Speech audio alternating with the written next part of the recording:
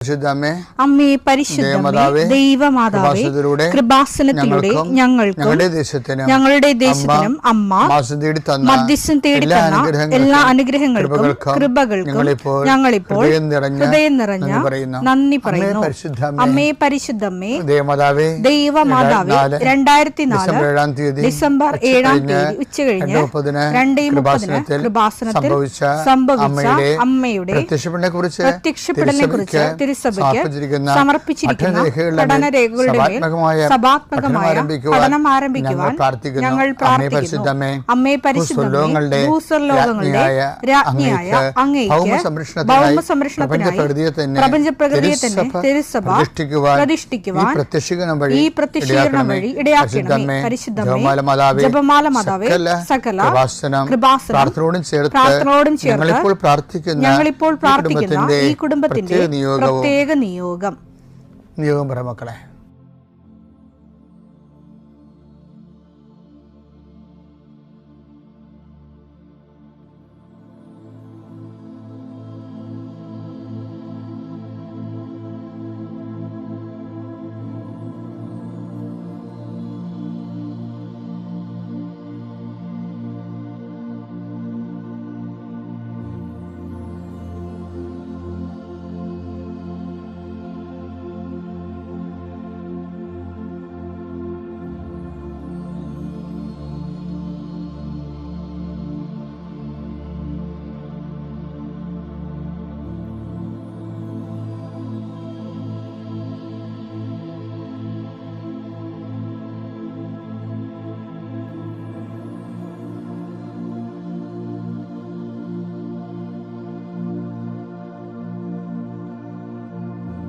അമ്മയുടെ പ്രത്യക്ഷീകരണത്തിന്റെ ഈ അനുഗ്രഹവേളയിൽ ഞങ്ങൾക്ക് സാധിച്ചു തരുവാൻ കനിയണമേ. ആമേൻ. വിശ്വാസ പ്രമാണം. സർവശക്തനായ പിതാവും ആകാശത്തിന്റെയും ഭൂമിയുടെയും സൃഷ്ടാവുമായ ദൈവത്തിൽ ഞാൻ വിശ്വസിക്കുന്നു. അവിടുത്തെ ഏകപുത്രനും ഞങ്ങളുടെ കർത്താവുമായ ഈശോമിശിഹായിലും ഞാൻ വിശ്വസിക്കുന്നു. ഈ പുത്രൻ പരിശുദ്ധാത്മാവിനാൽ ഗർഭസ്ഥനായി കന്യകാമറിയത്തിൽ നിന്ന് പിറന്ന് പൊന്തിയോസ് പീലാത്തോസിന്റെ കാലത്ത് പീഡകൾ സഹിച്ച് കുരിശിൽ തറയ്ക്കപ്പെട്ട് മരിച്ച് അടക്കപ്പെട്ട് പാതാളങ്ങളിൽ ഇറങ്ങി മരിച്ചവരുടെ ഇടയിൽ നിന്ന് 3-ാം നാൾ ഉയർത്ത് സ്വർഗത്തിലേക്ക് എഴുന്നള്ളി സർവശക്തിയുള്ള പിതാവായ ദൈവത്തിന്റെ വലതുഭാഗത്തിരിക്കുന്നു. അവിടെ നിന്ന് ജീവിക്കുന്നവരെയും മരിച്ചവരെയും വിധിക്കുവാൻ വരുമെന്നും ഞാൻ വിശ്വസിക്കുന്നു. പരിശുദ്ധാത്മാവിലും ഞാൻ വിശ്വസിക്കുന്നു. വിശുദ്ധ കത്തോലിക്കാ സഭയിലും പുണ്യവാന്മാരുടെ ഐക്യത്തിലും പാപങ്ങളുടെ മോചനത്തിലും ശരീരത്തിന്റെ ഉയർപ്പിലും നിത്യമായ ജീവിതത്തിലും ഞാൻ വിശ്വസിക്കുന്നു. ആമേൻ. സ്വർഗ്ഗസ്ഥനായ ഞങ്ങളുടെ പിതാവേ, അങ്ങയുടെ നാമം പൂജിതമാകണമേ. അങ്ങയുടെ രാജ്യം വരണമേ. അങ്ങയുടെ തിരുമനസ് സ്വർഗത്തിലെ പോലെ ഭൂമിയിലും ആകണമേ. അന്നു വേണ്ടുന്ന ആഹാരം ഇന്ന് ഞങ്ങൾക്ക് തരണമേ. ഞങ്ങളോട് തെറ്റ് ചെയ്യുന്നവരോട് ഞങ്ങൾ ക്ഷമിക്കുന്നത് പോലെ ഞങ്ങളുടെ തെറ്റുകൾ ഞങ്ങളോടും ക്ഷമിക്കണമേ. ഞങ്ങളെ പ്രലോഭനത്തിൽ ഉൾപ്പെടുത്തരുതേ, തിന്മയിൽ ഞങ്ങൾ രക്ഷിക്കണമേ. ആമേൻ. നന്മ നിറഞ്ഞ മറിയമേ, സ്വസ്തി. കർത്താവ് അങ്ങയുടെ കൂടെ സ്ത്രീകളിൽ അങ്ങ് അനുഗ്രഹിക്കപ്പെട്ടവളാകുന്നു. അങ്ങയുടെ ഉദരത്തിൻ ഫലമായി ഈശോ അനുഗ്രഹിക്കപ്പെട്ടവനാകുന്നു. പരിശുദ്ധ മറിയമേ, തമ്പുരാന്റെ അമ്മേ, പാപികളായ ഞങ്ങൾക്ക് വേണ്ടി ഇപ്പോഴും ഞങ്ങളുടെ മരണസമയത്തും തമ്പുരാനോട് അപേക്ഷിക്കണമേ. ആമേൻ. കർത്താവേ, നിന്റെ ഉന്നതമായ നാമത്തിന് സ്തോത്രം ചെയ്യുന്നു. കർത്താവേ, നിന്റെ വിശുദ്ധ പൗരോഹിത്യത്തെ മഹത്വപ്പെടുത്തണമേ. കർത്താവേ, സഭയിലുള്ള സാന്നിധ്യം പ്രകടമാക്കണമേ. 40 വർഷം ഞാൻ അർപ്പിച്ച കുർബാനയുടെ യോഗ്യതയാൽ കൃപാസന ജീവനോടെ പ്രത്യക്ഷപ്പെട്ട മാതാവിന്റെ പ്രത്യക്ഷീകരണത്തിന്റെ യോഗ്യതയാൽ അൾത്താരയിൽ നടന്ന 10,000 ആരാധന ശക്തിയാൽ ദൈവവേദനെ നിന്നെയും നിന്റെ കുടുംബത്തെയും ഈശോ നാമത്തെ ആശീർവദിക്കുന്നു. ഇന്ന് നിന്റെ ജീവിതം അഭിമുഖീകരിക്കുന്ന എല്ലാ വിഷയങ്ങളും, നീ കണ്ടുമുട്ടുന്ന വ്യക്തികൾ, നീ ഭയക്കുന്ന വിഷയങ്ങൾ, ഇന്റർവ്യൂകൾ, ടെസ്റ്റുകൾ, യാത്ര ചെയ്തെത്തുന്ന ഇടങ്ങൾ, നിന്റെ ജോലിപ്പാടുകൾ, ശുശ്രൂഷ ഇടങ്ങൾ കർത്താവിൻ്റെ നാമത്തെ അനുഗ്രഹിക്കപ്പെടട്ടെ. സഞ്ചാരി മാതാവ്, സമയത്തിൻ്റെ അധികാരി, നിന്റെ ഉടമ്പടി വഴികളിലൂടെ നിന്നെ വേർപിരിയാതെ നിനക്ക് വേണ്ടി വാദിച്ചും നിന്നെ സപ്പോർട്ട് ചെയ്തും നിനക്ക് വേണ്ടി നീ ചെയ്യാനുള്ള ജോലി ഏറ്റെടുത്തും നിന്നെ സന്ധിക്കട്ടെ ദൈവവേദനെ. പിതാവും പുത്രനും പരിശുദ്ധാത്മാ നീക്കുക. എൻ്റെ പ്രിയപ്പെട്ടവരെ, ഞാൻ ഇന്നലെ നിങ്ങളോട് പറഞ്ഞത് വീണ്ടും ആവർത്തിക്കുകയാണ്. നമ്മൾ വിശ്വാസ ജീവിതം എന്നും പറഞ്ഞ് ലീഡ് ചെയ്യുന്ന പല കാര്യങ്ങളും, അതിനെ ഒന്നുകിൽ പ്രാർത്ഥനാ ജീവിതമായിരിക്കും, അത് അല്ലെങ്കിൽ അനുഷ്ഠാന ജീവിതമായിരിക്കും.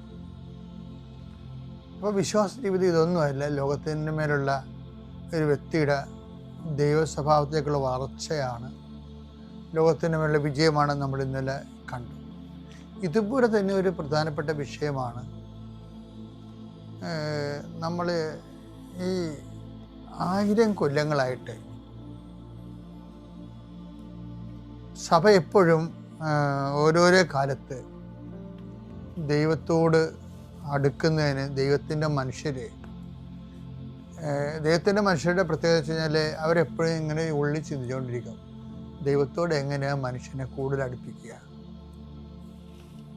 അത് എക്കാലത്തെയും ദൈവശാസ്ത്രമൊക്കെ വന്നതും അങ്ങനെയാണ്. അതുപോലെ തന്നെ ആധ്യാത്മികമായ മിഷണറീസ് വന്നതും അങ്ങനെയാണ്. ചില ഒരു പറ്റം ആൾക്കാർ ദൈവത്തെക്കുറിച്ച് എപ്പോഴും ചിന്തിക്കുകയും ആലോചിക്കുകയും അവരോട് ദൈവം ഇൻട്രാക്ട് ചെയ്യുകയും എന്നിട്ട് ഈ മോസസിനെ പോലെ ആ ദൈവത്തെ ജനങ്ങളുമായിട്ട് കണക്ട് ചെയ്യാൻ കൊടുക്കുകയും അങ്ങനെ ദൈവത്തിൻ്റെ മനുഷ്യരോട് ദൈവത്തെ തന്നെ ഇങ്ങനെ നിരന്തരമായിട്ട് കാലത്തിനൊപ്പം വെളിപ്പെടുത്തും. ഇപ്പം കാലത്തിനൊപ്പം വെളിപ്പെടുത്തുമ്പോഴും അതിനൊക്കെ ബേസ്മെൻ്റ് എപ്പോഴും നമുക്ക് ക്രിസ്ത്യൻസിനാണെങ്കിൽ ബേസ്മെൻറ്റ് 2 ബേസ്മെൻറ്റ് നമുക്കുണ്ട്. നമ്മുടെ 2 കാലും, ഒരു കാല് ചവിട്ടം നിൽക്കുന്നത് സ്ക്രിപ്ചറിലും ഒരു കാല് ചവിട്ടം നിൽക്കുന്നത് പാരമ്പര്യത്തിലുമാണ്. 2 കാലം നമ്മൾ ചവിട്ടി, അതായത് ഒരേ സമയം തന്നെ എഴുതപ്പെട്ട ബൈബിളും എഴുതപ്പെടാത്ത ബൈബിളും, എല്ലാം ബൈബിളാണ്. പാരമ്പര്യം എന്ന് പറയുന്നത് ബൈബിളാണ്. അപ്പം ഈ എഴുതപ്പെടാത്ത ബൈബിള് ആണ് നമുക്ക് വിശിഷ്ട പാരമ്പര്യമായിട്ട് പകർന്നു കിട്ടിക്കണം. അതിങ്ങനെ പകർച്ച അപ്പോസ്തലിക സഭയ്ക്ക് മാത്രമേ അതുള്ളൂ. കാര്യം അപ്പോസ്തലന്മാർ പകർന്നു കിട്ടിയതാണ്. ഈ നമ്മുടെ നൊവേനയൊക്കെ ഇല്ലേ, നൊവേന, അപ്പോൾ നമ്മളവർക്കും അത് ഇടക്കാലം കൊണ്ടുണ്ടായതാണെന്നൊക്കെ പറയില്ലേ. എന്നൊക്കെ പറഞ്ഞ് നൊവേനയെ ആക്ഷേപിക്കുന്നവരുണ്ട്. ഞാൻ ചില സമയത്തൊക്കെ അറിയാതെയൊക്കെ നൊവേനയ്ക്കെതിരെയൊക്കെ എന്തെങ്കിലും പറയും. പക്ഷെ നമുക്കൊരു എളിമയോടെ ഒന്ന് ചിന്തിച്ച് നോക്കിയാൽ നമുക്ക് മനസ്സിലാകും, നൊവേനയാണ് ആദ്യം ഉണ്ടായിരുന്നത്. 9 ദിവസം ഇല്ല അവർ അമ്മയും അപ്പോസ്തലന്മാരും കൂടി, നൊവേന വെച്ചാൽ 9 എന്നല്ല അർത്ഥം, 9 ദിവസം അവർ പ്രാർത്ഥിച്ചില്ലേ. നടപടി പുസ്തകം 1:14. ഇവർ ഏകമനസ്സോടെ യേശുവിന്റെ അമ്മയായ മറിയത്തോടും മറ്റ് സ്ത്രീകളോടും അവന്റെ സഹോദരോടുമൊപ്പം പ്രാർത്ഥനയിൽ മുഴുകിയിരുന്നു. ആ 9 ദിവസം അവർ പ്രത്യേക പർപ്പസിന് വേണ്ടി പരിശുദ്ധാത്മാവ് നിറഞ്ഞ് അമ്മയും അപ്പോസ്തലന്മാരോട് പ്രാർത്ഥിച്ചു. അതാണ് നൊവേനയുടെയൊക്കെ തുടക്കം എന്ന് പറയുന്നത്. പിന്നെ ഒരു മിഡിൽ ഏജസൊക്കെ എപ്പോഴും AD 1200 കാലഘട്ടങ്ങളൊക്കെ ഒരു മിഡിൽ ഏജസ്, മധ്യകാലം. അപ്പോൾ ഡൊമിനിക്കൻസും പിന്നീട് ഈ മോഡേൺ കാലം വന്നപ്പോൾ ജസ്യൂട്ടുകളും അവർ മാതാവിൻ്റെ അപ്പാരിഷനുമായിട്ട് ബന്ധപ്പെട്ട് കുറേ അപ്പാരിഷൻ സംഭവിച്ചില്ലേ സഭയിൽ. ഇപ്പോൾ ലൂർദ് ഫാത്തിമയ്ക്ക് മുമ്പ് തന്നെ എത്രയോ അപ്പാരിഷൻസ് ഉണ്ട്. ആദ്യത്തെ അപ്പാരിഷൻ യാക്കോബ്സിലേക്ക് നൽകിയതാണ്. ആദ്യത്തെ അപ്പാരിഷൻ ആ AD 120 മറ്റേ ഉള്ളതാണ്. അപ്പോൾ മരീൻ അപ്പാരിഷൻസ് സഭക്ക് അപ്പാരിഷൻ മനസ്സിലായി. അപ്പാരിഷനിലൂടെ മാതാവിൻ്റെ പ്രത്യക്ഷീകരണങ്ങൾ സഭയിൽ സത്യമാണെന്ന് മനസ്സിലാക്കി കഴിഞ്ഞപ്പോൾ ആ പ്രത്യക്ഷീകരണത്തെ അടിസ്ഥാനപ്പെടുത്തിക്കൊണ്ട് ഡൊമിനിക്കൻ അച്ഛന്മാരും ജസ്യൂട്ട് അച്ഛന്മാരും നൊവേനകൾ രൂപപ്പെടുത്തിയെടുത്തത്. അപ്പം ആ ഒരു കാലഘട്ടം ഉണ്ട്. അപ്പോൾ പക്ഷെ നൊവേനയ്ക്ക് അപ്പോൾ 2000 കൊല്ലത്തെ പാരമ്പര്യം ഉണ്ടെങ്കിലും പിന്നെ ഒരു പ്രെയർ ഫോം എന്ന രീതിയിൽ ഒരു 10, 700, 800 കൊല്ലത്തെ പാരമ്പര്യമാണ് നൊവേനയ്ക്കൊക്കെ ഉള്ളത്. പിന്നീട് 12-ാം നൂറ്റാണ്ടിൽ തന്നെ വന്നപ്പോൾ തന്നെ 16 നൂറ്റാണ്ടൊക്കെ വന്നപ്പോൾ ജപമാല വന്നേ. അപ്പോൾ ജപമാല പിന്നെ വ്യാപകമായ രീതിയിൽ പ്രചരിച്ചു. പിന്നെ ജപമാലയുടെ ഒക്കെ ഒരു കാലഘട്ടം കഴിഞ്ഞപ്പോൾ ഇപ്പം കേരള സഭയിലാണെങ്കിൽ 1663 1653 കൂനംകുരിശ് സത്യത്തിന് ശേഷം പിന്നീട് ഈ സഭയിൽ നിന്ന് പിരിഞ്ഞുപോയ സഹോദരങ്ങളെ പുനരയിക്കപ്പെടാൻ സെബസ്ത്യാൻ പാതിരി വരുന്നുണ്ട്. സെബസ്ത്യാൻ പാതിരി ഇറ്റാലിയൻ മിഷണറിയാണ്. പക്ഷെ അപ്പോൾ ഡച്ചുകാർ വരികയും അദ്ദേഹത്തിന് എമർജൻസി ആയിട്ട് പോവുകയും ചെയ്യേണ്ടി വന്നു. പക്ഷെ അപ്പോഴേ സെബസ്ത്യാൻ പാതിരി ഇവിടെ വന്നിട്ട് ഈ ഒരു കാർമലൈസ് വിക്കാരിയത്ത് റോം അദ്ദേഹത്തിന് പ്രൊപ്പഗാന്ത മിഷൻ്റെ ഭാഗമായിട്ട് ഇവിടെ സ്ഥാപിച്ചു. ഇവിടുത്തെ സഭകളെല്ലാം റോമിനോട് ബന്ധപ്പെട്ടിരിക്കുന്ന എല്ലാ സഭകളും വരാപ്പുഴ വികാരിയാത്തിൻ്റെ ഭാഗമായി വന്നു. പിന്നെ നമ്മളെ നയിച്ചതും ഭരിച്ചതും എല്ലാം കാർമലൈറ്റ് സ്പിരിച്വാലിറ്റിയാണ്. ഇപ്പം ഞങ്ങൾക്കിവിടെ ആലപ്പുഴ കാർമലൈറ്റ് സ്പിരിച്വാലിറ്റി ഇവിടെ പ്രബലമാകുന്നതിന് മുമ്പ് തന്നെ ജെസ്യൂട്ട് സ്പിരിച്വാലിറ്റിയാണ് ഇവിടെ ഫോം ചെയ്ത് വന്നത്, അർത്ഥങ്ങൾ ബേസ് ചെയ്ത്. അപ്പം അത് ഡച്ചുകാരുടെ കാലമാകുമ്പോഴാണ് അവർ തിരിച്ചു പോകേണ്ടി വരണത്. പിന്നീട് നമുക്ക് കാർമലൈറ്റ് സ്പിരിച്വാലിറ്റി വരണത്. കാർമലൈറ്റ് സ്പിരിച്വാലിറ്റിയിലൂടെയാണ് നമുക്ക് സ്കാപ്പുലറും ബന്ധിഞ്ഞ ആ ജപമാല മാതൃഭക്തി ശരിക്കും കേരള സഭയുടെ അടിസ്ഥാന ഘടകമാകണം. അങ്ങനെയാണ് അത് സീറോ മലബാർ ആർക്കി എപ്പാർക്കിയൊക്കെ തുടങ്ങുന്നില്ലേ, തുടങ്ങുന്നത് 923. ആ ഒരു കാലഘട്ടം വരെ സഭയിൽ ആകമാനം കാർമലൈറ്റ് സ്പിരിച്വാലിറ്റിയാണ് വർക്കൗട്ട് ചെയ്യണത്. അതിനകത്ത് ബ്രീവരി ഉണ്ടാവും, കാരുണ്യ നമസ്കാരം ഉണ്ടാവും, അതുപോലെ തന്നെ ജപമാല ഉണ്ടാവും.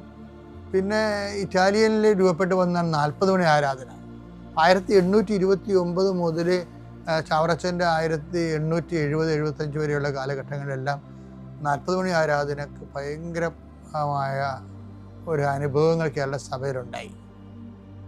അപ്പോൾ ഈ 40 മണി ആരാധന, ജപമാല, നൊവേന, ഇങ്ങനെയുള്ള ഓരോ കാര്യങ്ങൾ ഞാൻ പറയണില്ലേ. അതിനുശേഷം പിന്നീട് നമുക്ക് കാണുന്നത് കരിസ്മാറ്റിക് നവീകരണം. ഒരു 75 രൂപ വന്നതാണ്. 75 രൂപ കരിസ്മാറ്റിക് നവീകരണത്തിൻ്റെ പീക്ക് ടൈം എന്ന് പറയുന്നത് 2015 ഏറെക്കുറെ 2015. ഇപ്പോഴും കരിസ്മാറ്റിക് നവീകരണം നടക്കുന്നുണ്ട്. കേരളത്തിൽ കരിസ്മാറ്റിക് ധ്യാനകേന്ദ്രങ്ങളുണ്ട്. കൃപാസനം കരിസ്മാറ്റിക് ധ്യാനകേന്ദ്രമല്ല, അത് മരിയൻ ഉടമ്പടി ധ്യാനകേന്ദ്രമാണ്. അത് 2016 ആദ്യം കരിസ്മാറ്റിക് ധ്യാനകേന്ദ്രം ആയിരുന്നെങ്കിലും 2016 അത് മരിയൻ അപ്പാരിഷനോടുകൂടി അത് മരിയൻ ഉടമ്പടി ധ്യാനകേന്ദ്രമായിട്ട് കൺവേർട്ട് ചെയ്യണം. അപ്പോൾ ഇപ്പോഴും കേരളത്തിൽ പ്രഖ്യാപിതമായ ധ്യാനകേന്ദ്രങ്ങൾ കരിസ്മാറ്റിക് ധ്യാനകേന്ദ്രമാണ്. അപ്പോൾ നമ്മൾ മൊത്തം നോക്കുമ്പോൾ ഉണ്ടാകുന്ന വിഷയം, വിശ്വാസ ജീവിതം കാലഘട്ടങ്ങളിലൂടെ പരിശോധിച്ച് കഴിഞ്ഞാൽ നമ്മൾക്ക് വരുന്നതും, ഇതിനിടയ്ക്ക് ജോൺ പോൾ മാർപ്പാപ്പയുടെ കാലത്ത് കർണക്കൊന്ത, സിസ്റ്റർ ഫൗസ്റ്റീനയുടെ കർണക്കൊന്ത ഡെവലപ്പ് ചെയ്ത് വന്നു. അപ്പോൾ കർണക്കൊന്ത വരുമ്പോഴുന്ന വിഷയം അതും ഇതുപോലെ റിസൈറ്റിംഗ് ആണ്. ജപമാലയും റിസൈറ്റിംഗ് ആണ്, പ്രാർത്ഥിക്കണമാണ്. നമ്മൾ നാക്കുകൊണ്ട് പ്രാർത്ഥിക്കുന്നതാണ്. അതിൻ്റെ ഈ ഫെയ്ത്തിൻ്റെ മെക്കാനിസം നടക്കുന്നതെല്ലാം പ്രാർത്ഥന എന്നിട്ടുള്ള ഒരു മെക്കാനിസത്തിലാണ് അത് വർക്കൗട്ട് ചെയ്യണത്. അപ്പം ദൈവനാമത്തിന് മഹത്വം ഉണ്ടായിരിക്കട്ടെ. പരിശുദ്ധമ്മ മാതാവിൻ്റെ മാധ്യസ്ഥം വഴി ഈശോ എനിക്ക് സാധിച്ചു തന്ന എല്ലാ അനുഗ്രഹങ്ങൾക്കും കൃപകൾക്കും കോടാനുകൂടി നന്ദി അർപ്പിക്കുന്നു. രണ്ടാമത്തെ തവണയാണ് ഞാൻ ഇവിടെ സാക്ഷ്യം പറയാനായി നിൽക്കുന്നത്. എൻ്റെ പേര് സിനി എന്നാണ്. ഇതെൻ്റെ സഹോദരി ചിഞ്ചു, അതെൻ്റെ അമ്മ ജയ, ഇതെൻ്റെ മൂത്ത മകൾ ആൻമരിയ, ഇതെൻ്റെ ഇളയ മകൾ ഏഞ്ചൽ മരിയ, അനിയത്തിയുടെ മൂത്ത മകൻ ആൽഫിൻ, ഇളയ മകൻ ആഷിൻ. ആദ്യമായി എനിക്ക് പറയാനുള്ളത്, എനിക്ക് വീട് വയ്ക്കാൻ വേണ്ടി ഒരു 3 സെൻറ്റ് സ്ഥലം വാങ്ങിയിട്ടുണ്ടായിരുന്നു. ഞങ്ങൾക്ക് കുടുംബത്തിൽ നിന്ന് കിട്ടിയ വസ്തു വീട് വയ്ക്കാൻ പറ്റുന്നതല്ല, ഒരു കാട് ഏരിയ അങ്ങനത്തതായിരുന്നു. അപ്പോൾ 3 സെൻറ്റ് സ്ഥലം വാങ്ങിയത് ഒരു വാല് പോലെ നീളമുള്ള ഒരു വസ്തുവായിരുന്നു. അങ്ങനെ ഒരു 5 സെൻറ്റ് സ്ഥലം വേണമെന്ന് ആഗ്രഹിച്ചിട്ടുണ്ടായിരുന്നു. ഞാൻ അതിനു മുമ്പ് ഒരു കാര്യം പറയാൻ വിട്ടുപോയി. ആദ്യമായി ഞാൻ ഇവിടെ കൃപാസനത്തിനെ കുറിച്ച് അറിയുന്നത് ഒരിക്കൽ എൻ്റെ വീടിനടുത്ത് ഒരു പള്ളിയിൽ പോയപ്പോൾ ആളുകളുടെ കയ്യിൽ കൃപാസനം എന്ന പേരുള്ള ഒരു പത്രം ഇരിക്കുന്നത് അങ്ങനെ കണ്ടിട്ടുണ്ടായിരുന്നു. പക്ഷെ അതെന്താണെന്ന് എനിക്ക് അറിയത്തില്ലായിരുന്നു. അതിനുശേഷം അമ്മ ഒരു വീട്ടിൽ ജോലിക്ക് പോയപ്പോൾ അവിടുത്തെ ആൻറ്റി പറഞ്ഞിട്ടാണ് കൃപാസനത്തിനെ കുറിച്ച് കൂടുതലായിട്ട് അറിയുകയും അതുവഴി ഇവിടെ വരാനിടയാവുകയും ചെയ്തത്. ആദ്യമായി ഞാൻ ഉടമ്പടി എടുത്തത് 2022 സെപ്റ്റംബർ 24-നാണ്. അതിനുശേഷം ഞാനൊരു സാക്ഷ്യം പറഞ്ഞിട്ടുണ്ടായിരുന്നു. എൻ്റെ ഒരു കാശ് രൂപ, എൻ്റെ കയ്യിലിരുന്ന മാതാവിൻ്റെ ഉടമ്പടി കാശ് രൂപ നഷ്ടപ്പെട്ടത് പോയത് കാരണം പിന്നീട് ഉടമ്പടി ഞാൻ വീണ്ടും എടുക്കുകയാണ് ചെയ്തത്. അത് 2024 ജനുവരി 31 ഡിസംബർ 31 അങ്ങനെ വസ്തു വാങ്ങുന്നതിന് വേണ്ടി 5 സെൻറ്റ് വസ്തു ആഗ്രഹിച്ചാണ് ഉടമ്പടിയിൽ നിയോഗം വെച്ചിട്ടുണ്ടായിരുന്നത്. അങ്ങനെ ഇരിക്കുക നിയോഗം വെച്ച് കുറച്ച് ദിവസം കഴിഞ്ഞപ്പോൾ തന്നെ ഒരു 6.25 സെൻറ്റ് വസ്തു ഒരിടത്ത് വിൽക്കുന്നതിനായിട്ടുണ്ട് എന്നറിയുകയും ഞങ്ങൾ ഒരു ധൈര്യം ഉണ്ടായിരുന്നു. ആദ്യം വാങ്ങിയ 3 സെൻറ്റ് വസ്തു വിറ്റ ക്യാഷും അതുപോലെ തന്നെ കുറച്ച് ഗോൾഡ് ഉണ്ടായിരുന്നു. അപ്പോൾ അതും കൂടെയൊക്കെ വെച്ചിട്ട് ഈ വസ്തു എഴുതാം എന്നൊരു ധൈര്യത്തിൽ ഞങ്ങൾ എഗ്രിമെൻറ്റ് ചെയ്തു. പക്ഷേ എഗ്രിമെൻറ്റ് കാലാവധി ആവുന്നതിന് 1 മാസം മുമ്പ് ഇത് പ്രമാണം ഇപ്പോൾ എഴുതിയാലേ പറ്റത്തുള്ളൂ, ഓണർക്ക് അത്യാവശ്യമായി ഗൾഫിൽ എന്തോ ജോലി ശരിയായി പോകണം എന്ന് അവർ പറയുകയും ഞങ്ങളുടെ കയ്യിൽ ഉണ്ടായിരുന്ന ഗോൾഡ് മറ്റ് 2 പേർക്കായി പണയം വയ്ക്കുന്നതിന് കൊടുക്കുകയും ചെയ്തിരുന്നതിനാൽ ഞങ്ങൾക്ക് പ്രമാണം എഴുതാൻ പറ്റാത്തൊരവസ്ഥ വന്നു. അപ്പോൾ ആകെ ഞങ്ങൾ സങ്കടത്തിലായി. എൻ്റെ വീടിനടുത്തൊരു ചർച്ചുണ്ട്, ഞാൻ അവിടെ ചാപ്പലുണ്ട് എന്ന് ഞാൻ ചാപ്പലിൽ പോകാറുണ്ട്. അപ്പോൾ ഞാൻ പോയി ഈശോയോട് പറഞ്ഞു, ഈശോയെ ഒരു തവണ ഞങ്ങൾ ഡേറ്റ് മാറ്റി വെച്ചു, പ്രമാണം എഴുതാമെന്ന് പറഞ്ഞ ഡേറ്റ് ക്യാഷ് റെഡിയായില്ല, ഇനി ഒരു തവണ കൂടെ മാറ്റി വെച്ച് നാണം കെടേണ്ട ഒരവസ്ഥ വരുത്തരുത് എന്ന് പ്രാർത്ഥിച്ചു. പക്ഷേ ഞങ്ങൾ പോലും പ്രതീക്ഷിക്കാതെ എനിക്ക് വചനം കിട്ടിയത് അങ്ങനെ മറ്റുള്ളവരുടെ മുമ്പിൽ തലകുനിയേണ്ട അവസ്ഥ വരത്തില്ല. വചനം കൃത്യം ഞാൻ ഓർക്കുന്നില്ല, അങ്ങനെ ഒരു വചനമാണ് എനിക്ക് അന്ന് കിട്ടിയത്. ഞാൻ ഒരുപാട് സന്തോഷത്തിൽ വീട്ടിൽ പോയി. ഒരു മാർഗ്ഗം എൻ്റെ മുമ്പിൽ ഇല്ലെങ്കിൽ പോലും തമ്പുരാൻ എന്തെങ്കിലും ഒരു വഴി എനിക്ക് കാണിച്ചു തരുമെന്നൊരു പ്രതീക്ഷ മാത്രമാണ് ഉണ്ടായിരുന്നത്. പക്ഷേ പ്രമാണം എഴുതാൻ അവർ പോയി അന്ന് രാവിലെ പ്രമാണം എഴുതാൻ തീരുമാനിച്ച ഡേറ്റിന് അന്ന് രാവിലെ ഞങ്ങളുടെ കയ്യിൽ നിന്ന് പണയം വെക്കാൻ വേണ്ടി വാങ്ങിയ ഗോൾഡ് ഒരാൾ തിരിച്ചു കൊണ്ട് തന്നു. പിന്നെ ബാക്കി ഞങ്ങളുടെ വീടിനടുത്തൊരു ചേച്ചി അവരുടെ ഗോൾഡ് തന്ന് സഹായിച്ച് ഞങ്ങളങ്ങനെ ആ സമയം അവർ പറഞ്ഞ ഡേറ്റിന് തന്നെ പ്രമാണം എഴുതാനായി ഞങ്ങൾക്ക് സാധിച്ചു. ഈശോയുടെ വലിയ അനുഗ്രഹത്തിന് കോടാനുകൂടി നന്ദി അർപ്പിക്കുന്നു. 2 ആഴ്ചയ്ക്കുള്ളിൽ തന്നെ ആ ചേച്ചിയുടെ കയ്യിൽ നിന്ന് വാങ്ങിയ ഗോൾഡ് തിരിച്ചു കൊടുക്കാനുള്ള കൃപയും ഈശോ ഞങ്ങൾക്ക് തന്ന് അനുഗ്രഹിച്ചു. ഇനി എനിക്ക് പറയാനുള്ളത് ലൈറ്റ് ക്യാൻഡിൽ പ്രെയർ റിക്വസ്റ്റും അതുപോലെ ഉടമ്പടി വസ്തുക്കളുടെ ഉപയോഗവും കൊണ്ട് ഞങ്ങൾക്ക് കിട്ടിയ കുറച്ച് രോഗസൗഖ്യങ്ങളാണ്. എൻ്റെ അനിയത്തിയുടെ ഇളയ മകൻ ആഷിൻ, അവന് ഇടയ്ക്കിടയ്ക്ക് ബ്ലഡിൽ ഇൻഫെക്ഷൻ വരാറുണ്ട്. അങ്ങനെ ഒരു തവണ ബ്ലഡിൽ ഇൻഫെക്ഷൻ വന്നപ്പോൾ ഒരാഴ്ചയിൽ കൂടുതൽ ഞങ്ങൾ വീടിനടുത്തുള്ള ഡോക്ടറെ കൊണ്ട് കാണിക്കുകയൊക്കെ ചെയ്തായിരുന്നു. പക്ഷേ ആൻറ്റിബയോട്ടിക് എടുത്തിട്ടും അവന് വെള്ളം പോലും കുടിക്കാൻ പറ്റാത്തൊരവസ്ഥ. അത് ഞങ്ങളുടെ വീട്ടിലെ ഏറ്റവും ഇളയ കുഞ്ഞാണ്.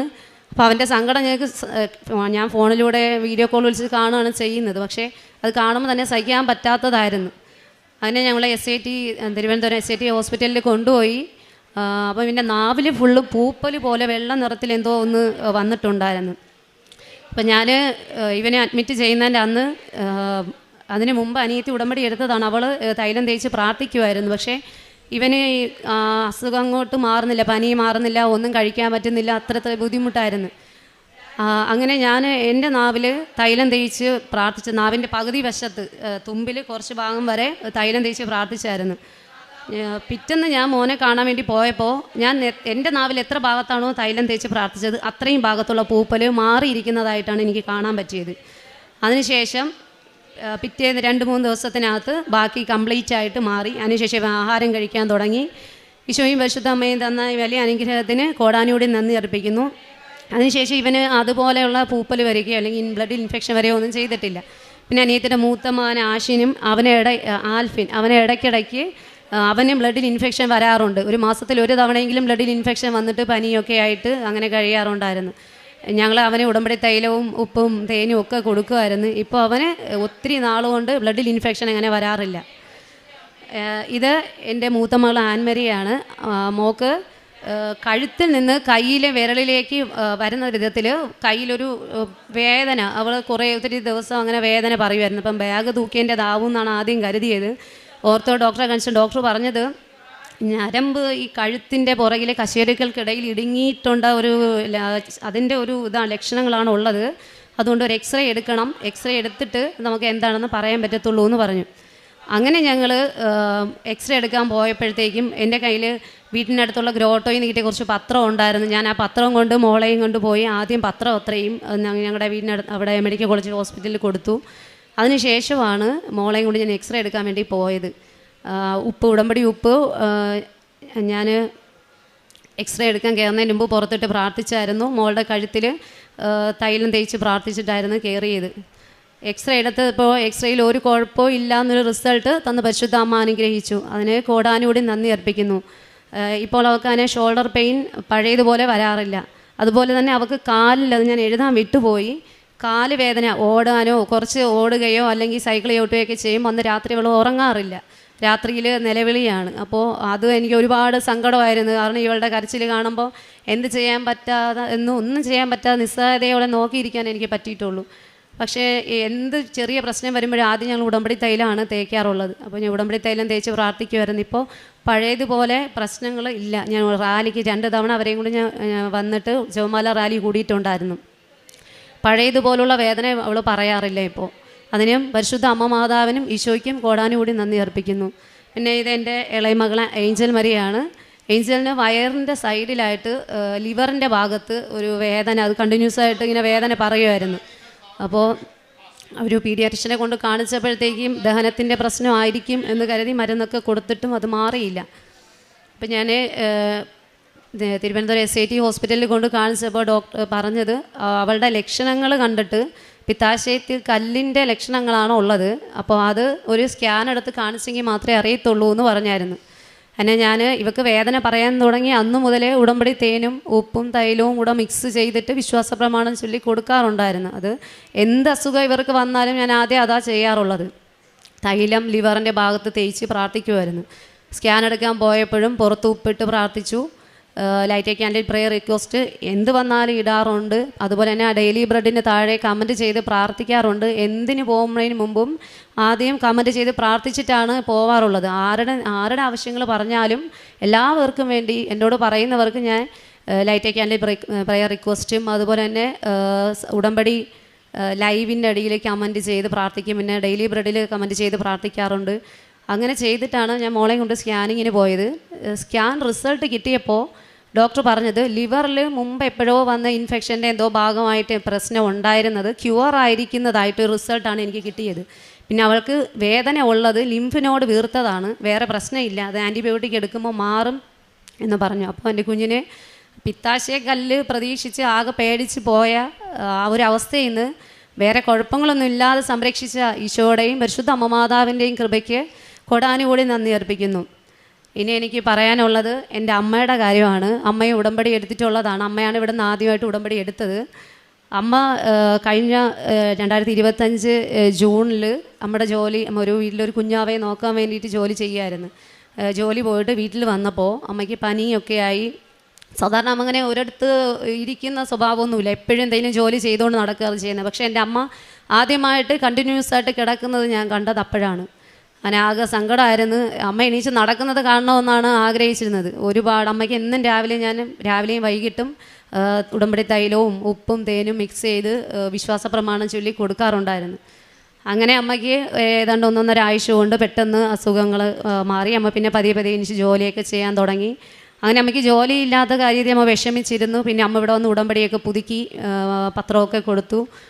അങ്ങനെ ഇരിക്കെ ഒരു ദിവസം ഒരു ഏജൻസിയിൽ നിന്ന് അമ്മയ്ക്ക് ഒരു ജോലിയുടെ കാര്യം പറഞ്ഞായിരുന്നു.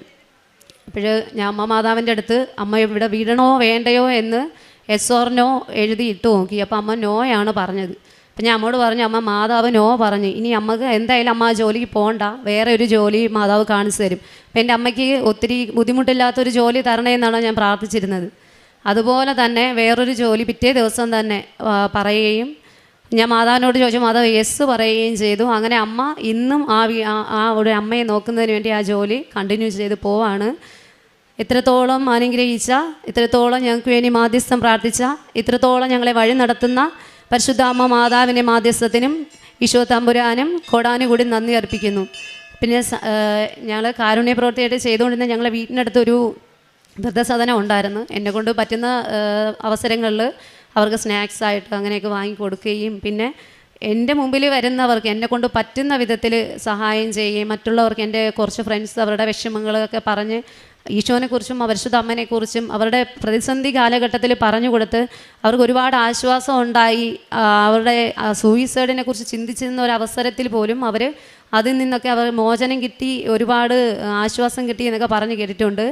ഇത്രത്തോളം നല്ല വാക്കുകൾ മറ്റുള്ളവരോട് പറയാൻ വേണ്ടി എനിക്ക് എങ്ങനെ പറ്റിയെന്ന് എനിക്ക് അറിഞ്ഞുകൂടാ. പക്ഷേ ഇത്രത്തോളം സഹായിച്ച പരിശുദ്ധ അമ്മ മാതാവിന് കോടാനുകൂടി നന്ദി അർപ്പിക്കുന്നു. അതുപോലെ ഒരു സങ്കടം വരുമ്പോൾ മാതാവിൻ്റെ ഈ കാശുരൂപം കയ്യിലെടുക്കുമ്പോൾ എന്തെന്നില്ലാത്തൊരു സമാധാനം കിട്ടും.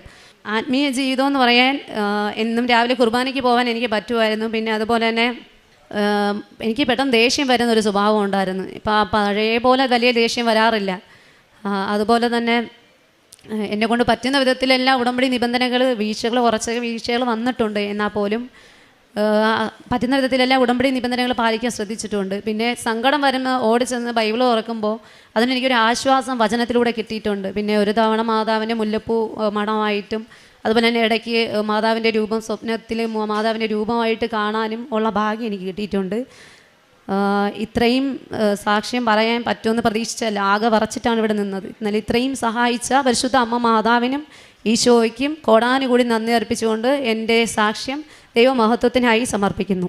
ദൈവം ഒരു വെറും ആശ്രയം മാത്രമല്ല, മറിച്ച് ആശ്രയിച്ച് വിശ്രമിക്കാവുന്ന ഒരു ജീവിത സാന്നിധ്യമാണ്. ദുരിതങ്ങളുടെയും കഷ്ടപ്പാടിൻ്റെയും നടുവിൽ പരിപാലനയുടെയും കരുതലിൻ്റെയും ഒരു ഉറപ്പാണ് നമ്മുടെ ദൈവം. യഥാർത്ഥ സുരക്ഷ ദൈവത്തിൽ മാത്രമാണ്. കഷ്ടങ്ങളുടെ നടുവിൽ കൈവിടാതെ താങ്ങി നിർത്തുന്ന ഒരു ദൈവമാണ് നമ്മുടെ കൂടെ ഉള്ളത്. ഉടമ്പടി മക്കളുടെ ജീവിതത്തിൽ ദൈവത്തിൻ്റെ കൃപ എപ്പോഴും കൂടെയുണ്ട്. ആ കൃപയാണ് നമ്മളെ ഏത് അവസ്ഥയിലും പിടിച്ചു നിർത്തുന്നത്. ദൈവത്തിൻ്റെ കൃപ നമ്മുടെ കൂടെ ഉള്ളതിനാൽ ഉടമ്പടി ജീവിതം നയിക്കുന്ന ഓരോ മക്കളുടെയും ജീവിതത്തിൽ പുറത്ത് എത്ര പ്രശ്നങ്ങളുണ്ടായാലും അകത്ത് ഒരു സമാധാനം നമുക്ക് എക്സ്പീരിയൻസ് ചെയ്യാൻ സാധിക്കും. ഇന്ന് നമ്മൾ ആഗ്രഹിക്കുന്ന കൂടുതലും മനസ്സിൻ്റെ സമാധാന സന്തോഷവുമാണ്. പരിശുദ്ധ അമ്മ പ്രത്യക്ഷപ്പെട്ട ഈ ആലയത്തിൽ, കൃപാസനം അമ്മയുടെ ഈ ആലയത്തിൽ അഭയത്തിൻ്റെയും ആശ്വാസത്തിൻ്റെയും ഒരു സ്ഥലമാണ്. നമ്മുടെ ഭാരങ്ങൾ ഇറക്കി വെക്കാൻ കഴിയുന്ന അമ്മയുടെ കരങ്ങളാണ് നമ്മളിവിടെ എക്സ്പീരിയൻസ് ചെയ്യുന്നത്. അങ്ങനെയുള്ളൊരു വലിയ സാക്ഷ്യമാണ് സിനി GS എന്ന മകൾ നമ്മളോട് ഷെയർ ചെയ്തത്.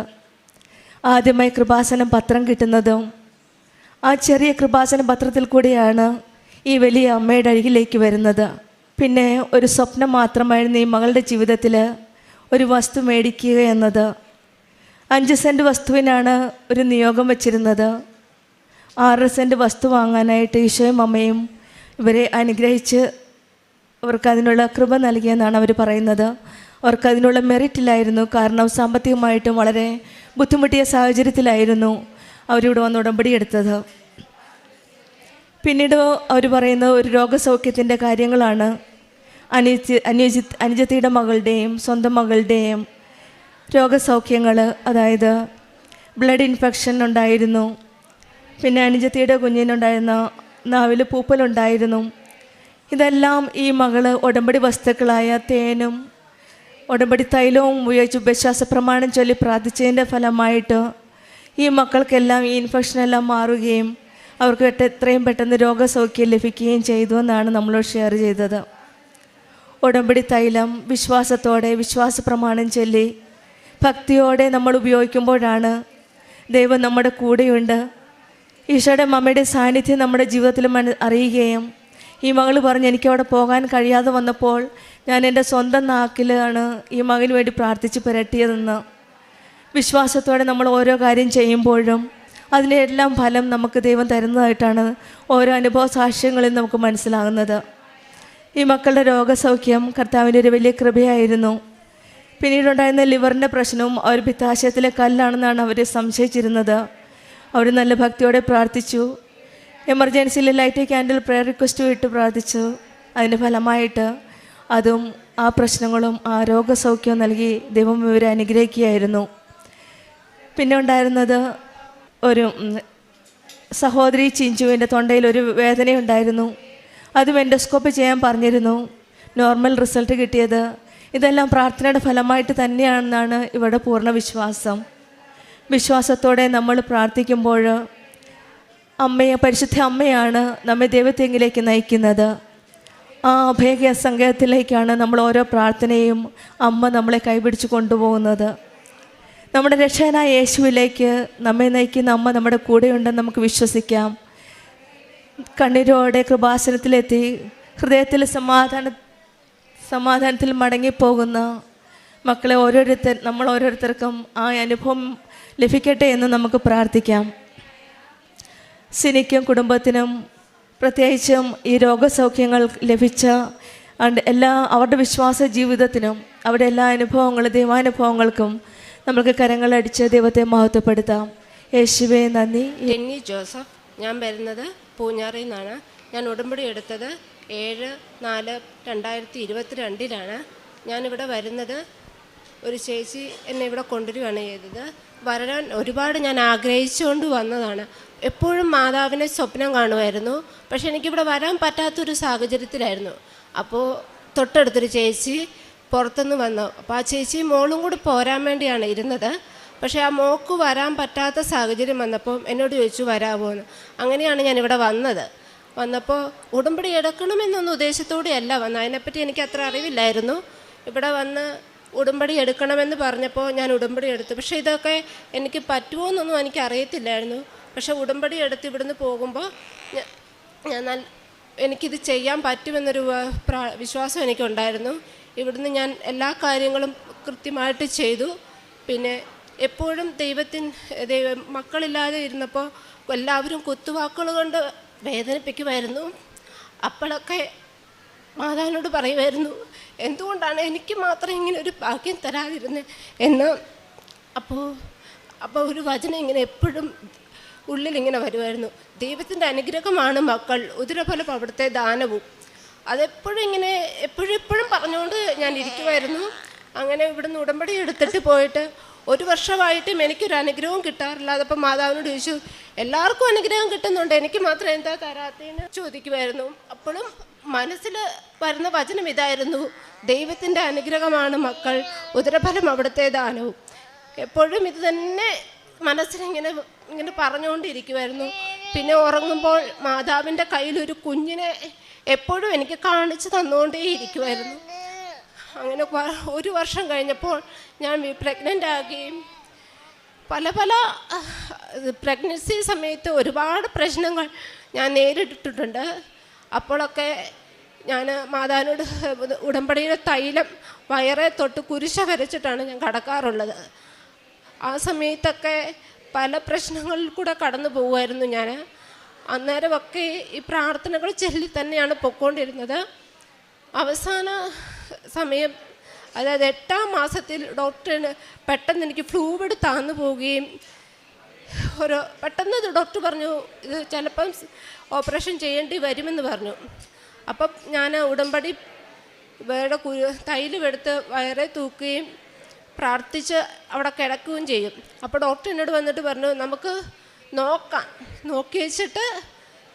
നോക്കിയിട്ട് ഒരാഴ്ച കഴിഞ്ഞിട്ട് നമുക്ക് ഇതേ കണ്ടീഷനാണെങ്കിൽ നമുക്ക് ഓപ്പറേഷൻ ചെയ്ത് കുഞ്ഞിനെ പുറത്തെടുക്കേണ്ടി വരുമെന്ന് പറഞ്ഞു. അപ്പോഴൊക്കെ ഈ പ്രാർത്ഥനകളും ചൊല്ലി ഞാൻ ഉടമ്പടിയുടെ തൈലം വയറെ തൂത്തുകൊണ്ടിരുന്നു. ഒരാഴ്ച കഴിഞ്ഞ് അന്ന് ക്രിസ്മസ് ആയിരുന്നു. ക്രിസ്മസിന് ഡോക്ടർ എന്നോട് പറഞ്ഞു, ഫ്ലൂയിഡ് അതേപോലെ കണ്ടീഷനിൽ തന്നെ നിൽക്കുവാണ്, നീ വീട്ടിൽ പോയി വരിക, 1-2 ദിവസം സ്കാനിങ് ഉണ്ടെന്ന് പറഞ്ഞു.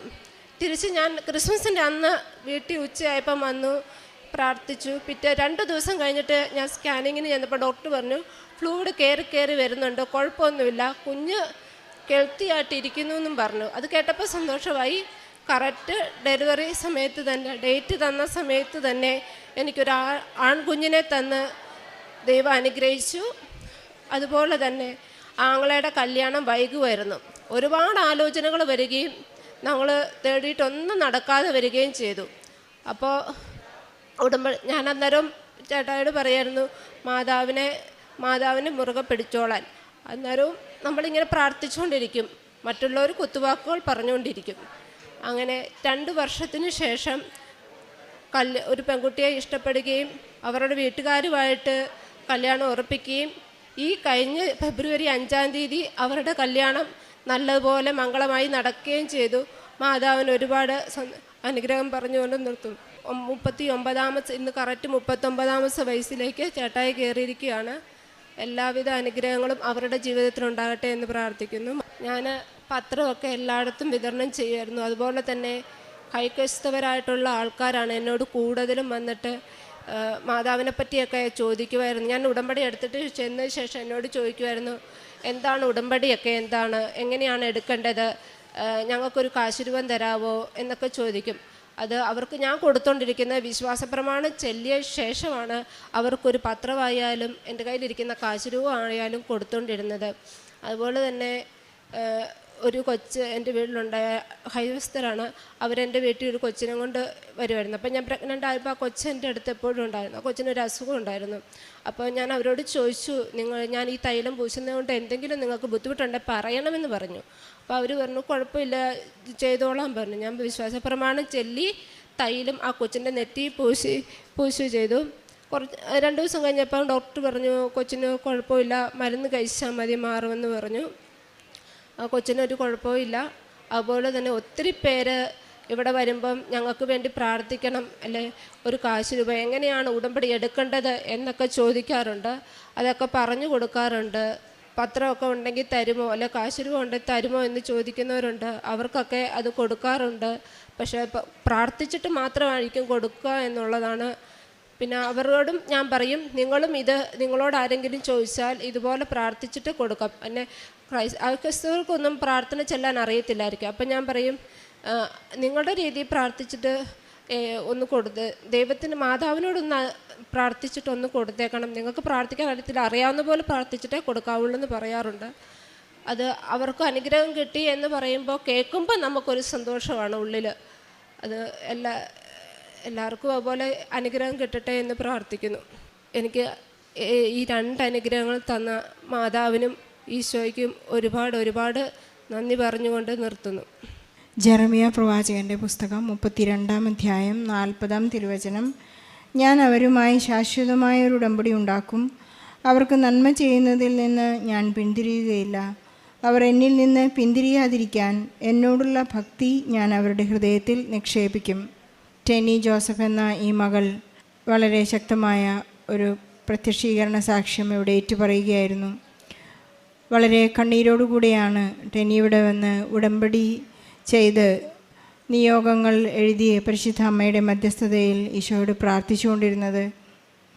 ഈശോ ഇവരുടെ ജീവിതത്തിൽ വലിയ അത്ഭുതങ്ങളാണ് ചെയ്തിരിക്കുന്നത്. 8 വർഷത്തിന് ശേഷം വിവാഹം കഴിഞ്ഞിട്ടും കുഞ്ഞില്ലാതെ ഉള്ള ഒരവസ്ഥയിൽ വളരെ കണ്ണീരോടുകൂടി മകൾ പ്രാർത്ഥിച്ചു, പരിശുദ്ധ അമ്മേ, നീ എല്ലാവർക്കും അനുഗ്രഹം കൊടുക്കുന്നുണ്ടല്ലോ, എനിക്ക് മാത്രം എന്തേ ഒരു അനുഗ്രഹം തരാത്തത്, എനിക്കൊരു കുഞ്ഞിനെ തരാത്തത് എന്നുള്ള ഒരു വലിയ സങ്കടത്തോടു കൂടിയുള്ള പ്രാർത്ഥനയ്ക്കുള്ള ഉത്തരമാണ് ടെനിയുടെ ഈ ഓമന കുഞ്ഞ്. നമ്മളെത്ര തന്നെ തകർന്നു വന്നാലും സമയച്ചുരുക്കത്തിൻ്റെ അമ്മ എത്ര തന്നെ പഴകിയ നിയോഗങ്ങളായാലും എത്ര കാഠിന്യമുള്ള നിയോഗങ്ങളായാലും നമ്മുടെ ഉടമ്പടി ജീവിതം, നമ്മുടെ വിശുദ്ധിയുള്ള ജീവിതം വളരെ കറക്റ്റഡ് ആണെങ്കിൽ, വളരെ ഈശോയോട് അടുത്ത് നിൽക്കുന്നെങ്കിൽ, നമ്മുടെ കുദാശ ജീവിതം വളരെ മനോഹരമാണെങ്കിൽ പരിശുദ്ധ അമ്മയ്ക്ക് നമ്മുടെ ആഗ്രഹങ്ങളൊന്നും നിഷേധിക്കാൻ സാധിക്കുകയില്ല. പരിശുദ്ധ അമ്മ ഉടനെ തന്നെ നമ്മുടെ ഉടമ്പടി ഫയലിൽ ഒരു ഒപ്പിട്ടുകൊണ്ട് ഈശോയ്ക്ക് കൊടുക്കും. പരിശുദ്ധ അമ്മയുടെ സാമീപ്യം നൽകി നമ്മെ അനുഗ്രഹിക്കും. പക്ഷേ നമുക്കൊരു ഈ ഉടമ്പടിയുടെ ആ ബൈലാറ്ററൽ എഗ്രിമെൻറ്റ് കൃത്യമായി നടക്കുന്നുണ്ടോ എന്ന് നമ്മളെപ്പോഴും ചെക്ക് ചെയ്യേണ്ടതാണ്.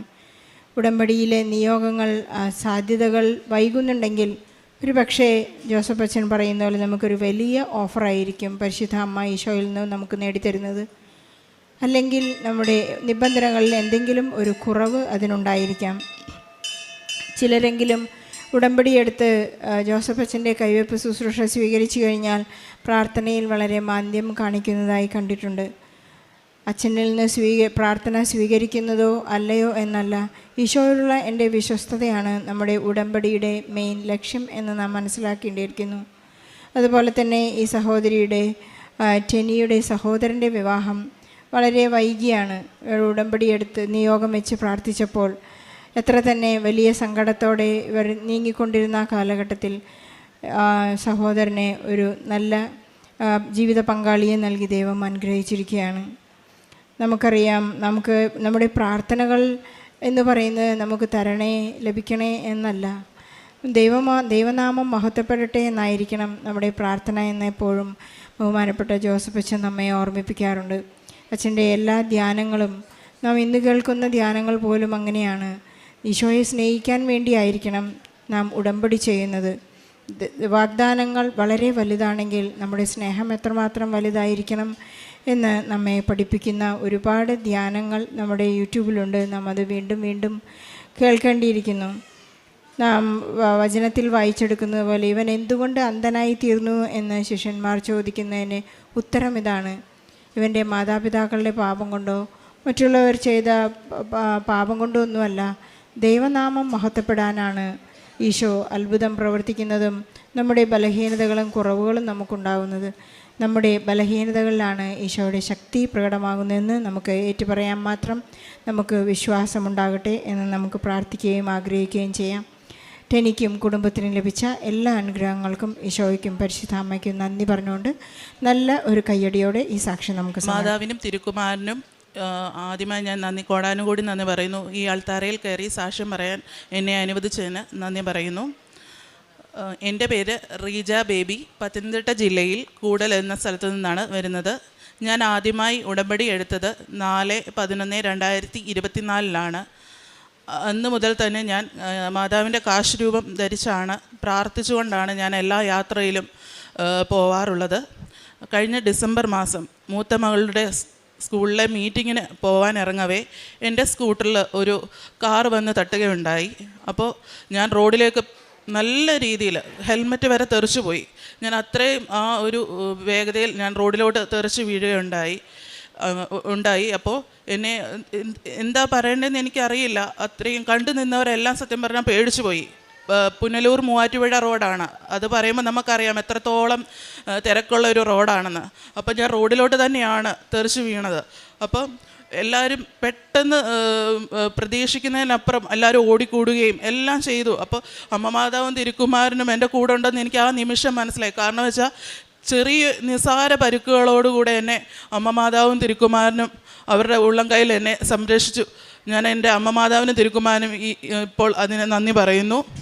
എൻ്റെ രണ്ടാമത്തെ സാക്ഷ്യം എന്ന് പറയുന്നത് 2012 എനിക്ക് മൂത്ത മകളെ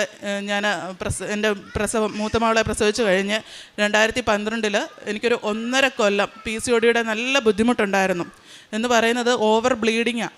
30 ദിവസം ഉണ്ടെങ്കിലും 30 ദിവസവും ബ്ലീഡിങ് തന്നെയാണ്. അങ്ങനെ ഞാൻ 1.5 കൊല്ലം ആ കഷ്ടത അനുഭവിച്ചിട്ട് ഞാൻ പലയിടത്തും നല്ല ഒരു ട്രീറ്റ്മെൻറ്റിന് പോവുകയും അവസാനം ഞാൻ 2012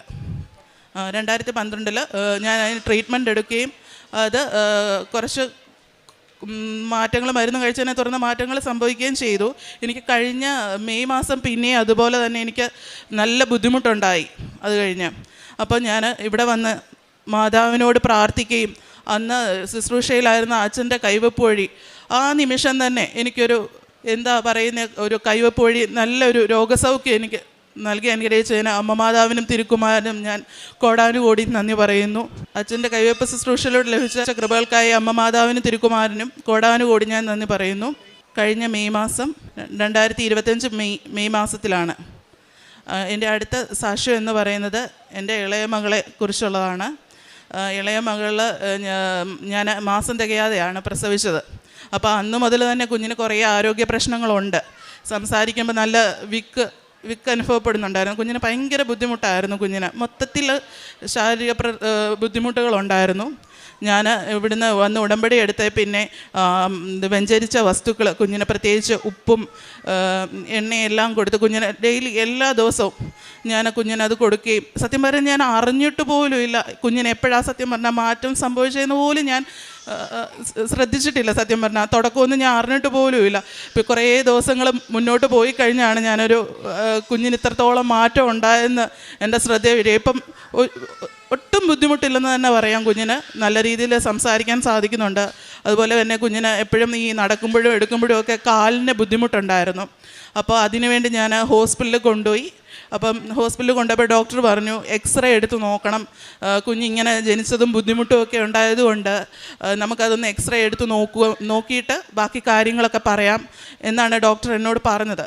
അപ്പോൾ സത്യം പറഞ്ഞാൽ എനിക്കൊരു നല്ലൊരു പേടി ഉള്ളിൽ കിടപ്പുണ്ട്. കാരണം വെച്ചാൽ കുഞ്ഞ് മാസം തികയാതെ പ്രസവിച്ച അന്നോട്ട് ഞാൻ കുഞ്ഞിൻ്റെ ബുദ്ധിമുട്ടുകൾ ഞാൻ കണ്ടുകൊണ്ടിരിക്കുന്നതാണ്. അപ്പോൾ എനിക്ക് ഭയങ്കര ഒരു വിഷമവും സങ്കടവും ഇനി എന്തെങ്കിലും ആകുമോ എന്നുള്ളൊരു സങ്കടവും വിഷമമൊക്കെ എനിക്കുണ്ടായിരുന്നു. അപ്പം ഞാൻ എൻ്റെ ശരീരത്ത് കാശുരൂപം ധരിച്ചാണ് ഞാൻ എല്ലായിടത്തും യാത്ര ചെയ്യാറുള്ളതെന്ന് ഞാൻ പറഞ്ഞായിരുന്നല്ലോ. ഞാൻ അമ്മ മാതാവിൻ്റെ കാശുരൂപം മുറുകെ പിടിച്ചുകൊണ്ട് വിശ്വാസ പ്രമാണം ചൊല്ലിയിട്ട് ഞാൻ അമ്മ മാതാവിനോട് പറഞ്ഞു, ഈ എക്സ്റേയിൽ ഒരു കുഴപ്പവും വരുത്തല്ലേ മാതാവേ, ഒരു ബുദ്ധിമുട്ട് കുഞ്ഞിന് ഇനി ഒന്നും അനുഭവിക്കാൻ ഇട വരുത്തല്ലേ എന്ന് പ്രാർത്ഥിച്ചു. അതിൽ ഒരു കുഴപ്പമില്ലെങ്കിൽ ഞാൻ ഈ ആൾക്കാരെ കുഞ്ഞിനെ കൊണ്ടുവന്ന് സാക്ഷ്യം പറഞ്ഞോളാം എന്ന് പറഞ്ഞു. അങ്ങനെ പ്രാർത്ഥിച്ചിട്ട് എക്സ്റേ റൂമിലോട്ട് ഞാൻ കയറിയ. കുഞ്ഞ് കിടക്കത്തില്ല, അവൾക്ക് ഭയങ്കര പേടിയാണ്. എക്സ്റേ റൂമിൽ അവൾക്ക് കിടക്കാൻ പേടിയാണ്, എന്തുവാ ചെയ്യുന്നതെന്ന് പോലും കുഞ്ഞിന് പേടിയാണ്.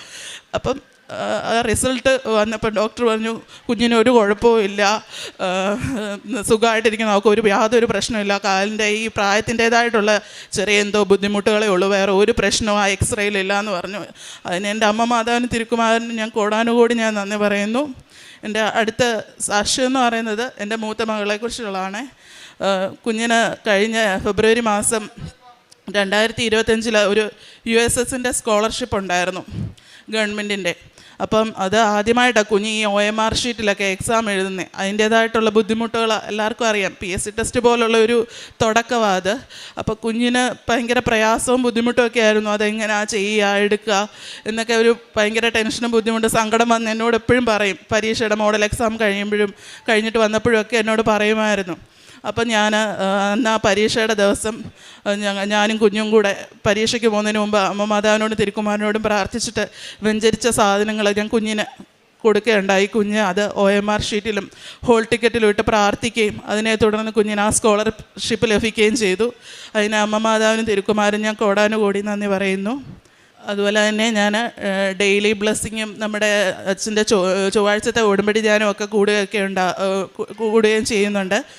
അതുവഴി എനിക്ക് എൻ്റെ ആരോഗ്യ പ്രശ്നങ്ങൾ വെച്ച് ഞാൻ പ്രാർത്ഥിക്കുകയും സാമ്പത്തികപരമായിട്ടുള്ള അന്നൊക്കെ വേണ്ടി ഭയങ്കര സാമ്പത്തിക ബുദ്ധിമുട്ടുകളൊക്കെ വരുമ്പോഴും ഡെയിലി ബ്ലെസ്സിങ്ങിലൊക്കെ രാവിലെ ഞാൻ സത്യം പറയാമല്ലോ ഡെയിലി ബ്രെഡ് അപ്പം ഞാൻ പേഴ്സിൽ ഉപ്പിട്ട് പ്രാർത്ഥിച്ചിട്ടുണ്ട്. ചില ദിവസത്തെ സാമ്പത്തികത്തിൻ്റെ പ്രയാസം കാരണം സത്യം പറഞ്ഞാൽ ഉപ്പിട്ട് പ്രാർത്ഥിച്ച്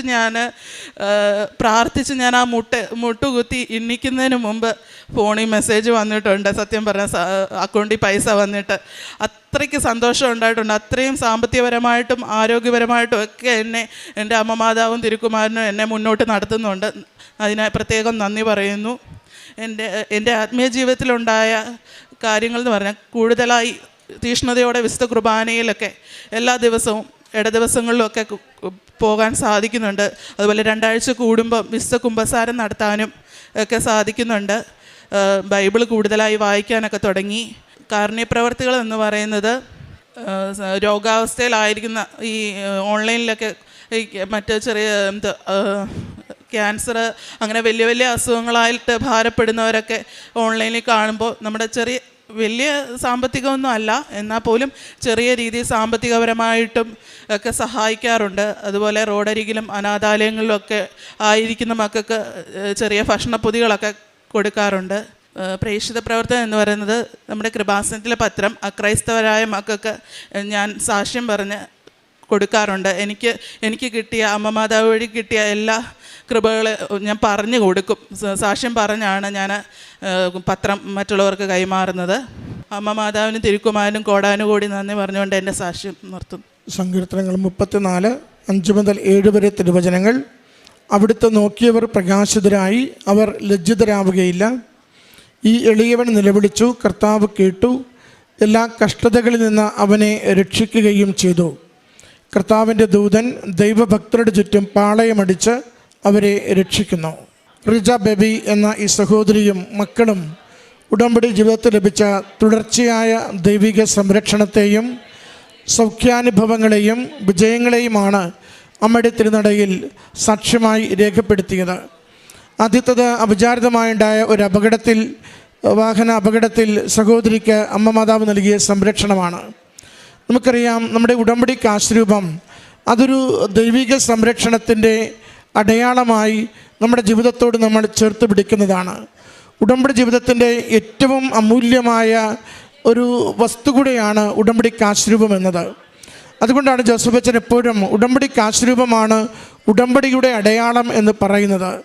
കാശുരൂപം നഷ്ടപ്പെട്ടാൽ അതിൻ്റെ അർത്ഥം ഉടമ്പടി നമുക്ക് കൈമോശമായി, പുതിയതിനെ നമ്മൾ അന്വേഷിക്കണമെന്ന് തന്നെയാണ്.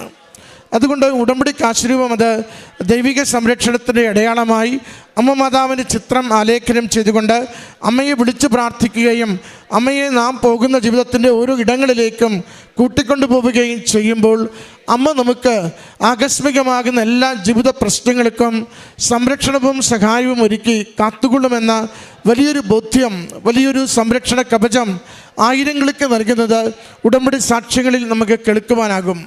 അതുതന്നെയാണ് സഹോദരി സൂചിപ്പിക്കുന്നത്. രണ്ട് കാര്യം. ഒന്ന്, ഓരോ യാത്ര പുറപ്പെടും മുമ്പം വീടിനകത്ത് അമ്മയോട് പറഞ്ഞിട്ടേ പോകൂ, യാത്ര പോകുന്നു അമ്മ കാത്തോളണമേ എന്ന്. രണ്ട്, ഉടമ്പടി കാശുരൂപം കൂടെ ഉണ്ടാകും. അത് എപ്പോഴും ഒരു സംരക്ഷണത്തിൻ്റെ ബലവുമാണ്.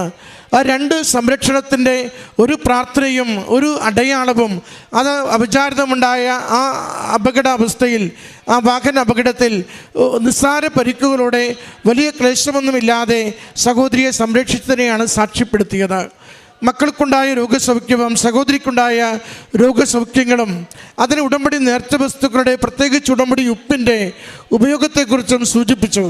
നമ്മളൊരു ഉടമ്പടി വസ്തു, ഉടമ്പടി നേർച്ച വസ്തു വിശ്വാസ പ്രയോഗത്തിൽ നമ്മൾ സ്വന്തമാക്കുമ്പോൾ, സ്വീകരിക്കുമ്പോൾ നമ്മളത് യേശുനാമത്തെ മഹത്വപ്പെടുത്തിക്കൊണ്ട് വിശ്വാസ പ്രമാണം ചൊല്ലി യേശുവിൻ്റെ രക്ഷകനെന്നും യേശുവിൻ്റെ കുരിശുമരണത്തെ ഞാൻ പ്രഖ്യാപിക്കുന്നുവെന്നും അവൻ ഉയർപ്പിക്കപ്പെട്ടത് നമുക്ക് വേണ്ടിയാണെന്നും അതുകൊണ്ട് അവനുള്ള വിശ്വാസം എനിക്കിന്ന് രക്ഷയായിത്തീരുന്നുവെന്നും അറിയിച്ചുകൊണ്ടും പറഞ്ഞുകൊണ്ടുമാണ് നാം ഉടമ്പടിയുടെ നേർച്ച വസ്തുക്കൾ ഉപയോഗിക്കുന്നത്. അന്ന് ഗലീലയിൽ ചെയ്ത അതേ അടയാളങ്ങൾ ജീവിതത്തിൻ്റെ ഏതൊരു മേഖലയിലും ഇന്ന് നമ്മുടെ ജീവിതത്തിൻ്റെ സാഹചര്യങ്ങളിൽ അതുപോലെ തന്നെ ചെയ്യുവാനുള്ള കഴിവും കൃപയും ഈശോയ്ക്കുണ്ടെന്ന ബോധ്യത്തിലാണ് നേർച്ച വസ്തുക്കൾ ഉപയോഗിക്കുന്നതും ഈശോയോട് പ്രാർത്ഥിക്കുന്നതും അത് അനുഗ്രഹത്തിന് കാരണമായി നമുക്ക് മാറുന്നതും. അതിൻ്റെ സാക്ഷ്യങ്ങളാണ് കുഞ്ഞിൻ്റെ ശാരീരിക പ്രയാസങ്ങളെക്കുറിച്ച്, സഹോദരിയുടെ ശാരീരിക ബുദ്ധിമുട്ടുകളെക്കുറിച്ച് അൾത്താരയിൽ അടയാളപ്പെടുത്തുമ്പോൾ പറയുന്നത്, എൻ്റെ കർത്താവ് എനിക്ക് രക്ഷയായിത്തീർന്നു, എൻ്റെ കുടുംബത്തിന് സൗഖ്യത്തിനുള്ള കാരണങ്ങൾ എൻ്റെ കർത്താവ് എനിക്ക് നേടിത്തന്നുവെന്ന്. ഉടമ്പടി ജീവിതത്തിലൊരു പ്രധാന ഒരു ഘടകം തന്നെയാണ് ജോസഫ് അച്ഛൻ്റെ കൈവെപ്പ് ശുശ്രൂഷയും ആശീർവാദ പ്രാർത്ഥനയും. ഉടമ്പടിയിൽ വിശ്വസ്തയോടെ ജീവിക്കുന്ന മക്കൾ ജീവിതത്തിൻ്റെ ഏറ്റവും ക്ലേശകരമായ സാഹചര്യങ്ങളിൽ അവയുടെ പരിഹാരത്തിന് വേണ്ടി അച്ഛൻ്റെ ആത്മീയ ചൈതന്യത്തിലും അച്ഛന് അമ്മ മാതാവിനോടും ഈശോയോടുമുള്ള ആത്മീയ ബലത്തിലും ഉറപ്പിച്ച് പ്രാർത്ഥനയ്ക്ക് വേണ്ടി അണയുന്നതാണ് ഈ കൈവെപ്പ് ശുശ്രൂഷയ്ക്ക്. കൈവെപ്പ് ശുശ്രൂഷയ്ക്ക് വേണ്ടി നാം ഏതൊരു നിയോഗമായി അമ്മ മാതാവിൻ്റെ ഈ അൾത്താരയിലേക്ക് വരുമ്പോൾ ശ്രദ്ധിക്കേണ്ടത്, ഒന്ന് കുമ്പസാരിച്ചൊരുങ്ങിയവരായിരിക്കണം. ക്രിസ്ത്യാനികളാണെങ്കിൽ ആത്മശുദ്ധിയോടുകൂടി ജീവിതത്തെ വിശുദ്ധീകരിച്ചുകൊണ്ട് ദൈവം ഈ വിഷയം ഏറ്റെടുത്ത് എനിക്ക് പരിഹാരമാക്കണമെന്ന നല്ല ആഗ്രഹത്തോടു കൂടി കുമ്പസാരിച്ചൊരുങ്ങി കർത്താവിൻ്റെ ഈ ആശീർവാദത്തിൻ്റെ ഇടത്തിലേക്ക് വരാൻ പറ്റണം. ദിവ്യകാരുണ്യം സ്വീകരിച്ചവരായിരിക്കണം.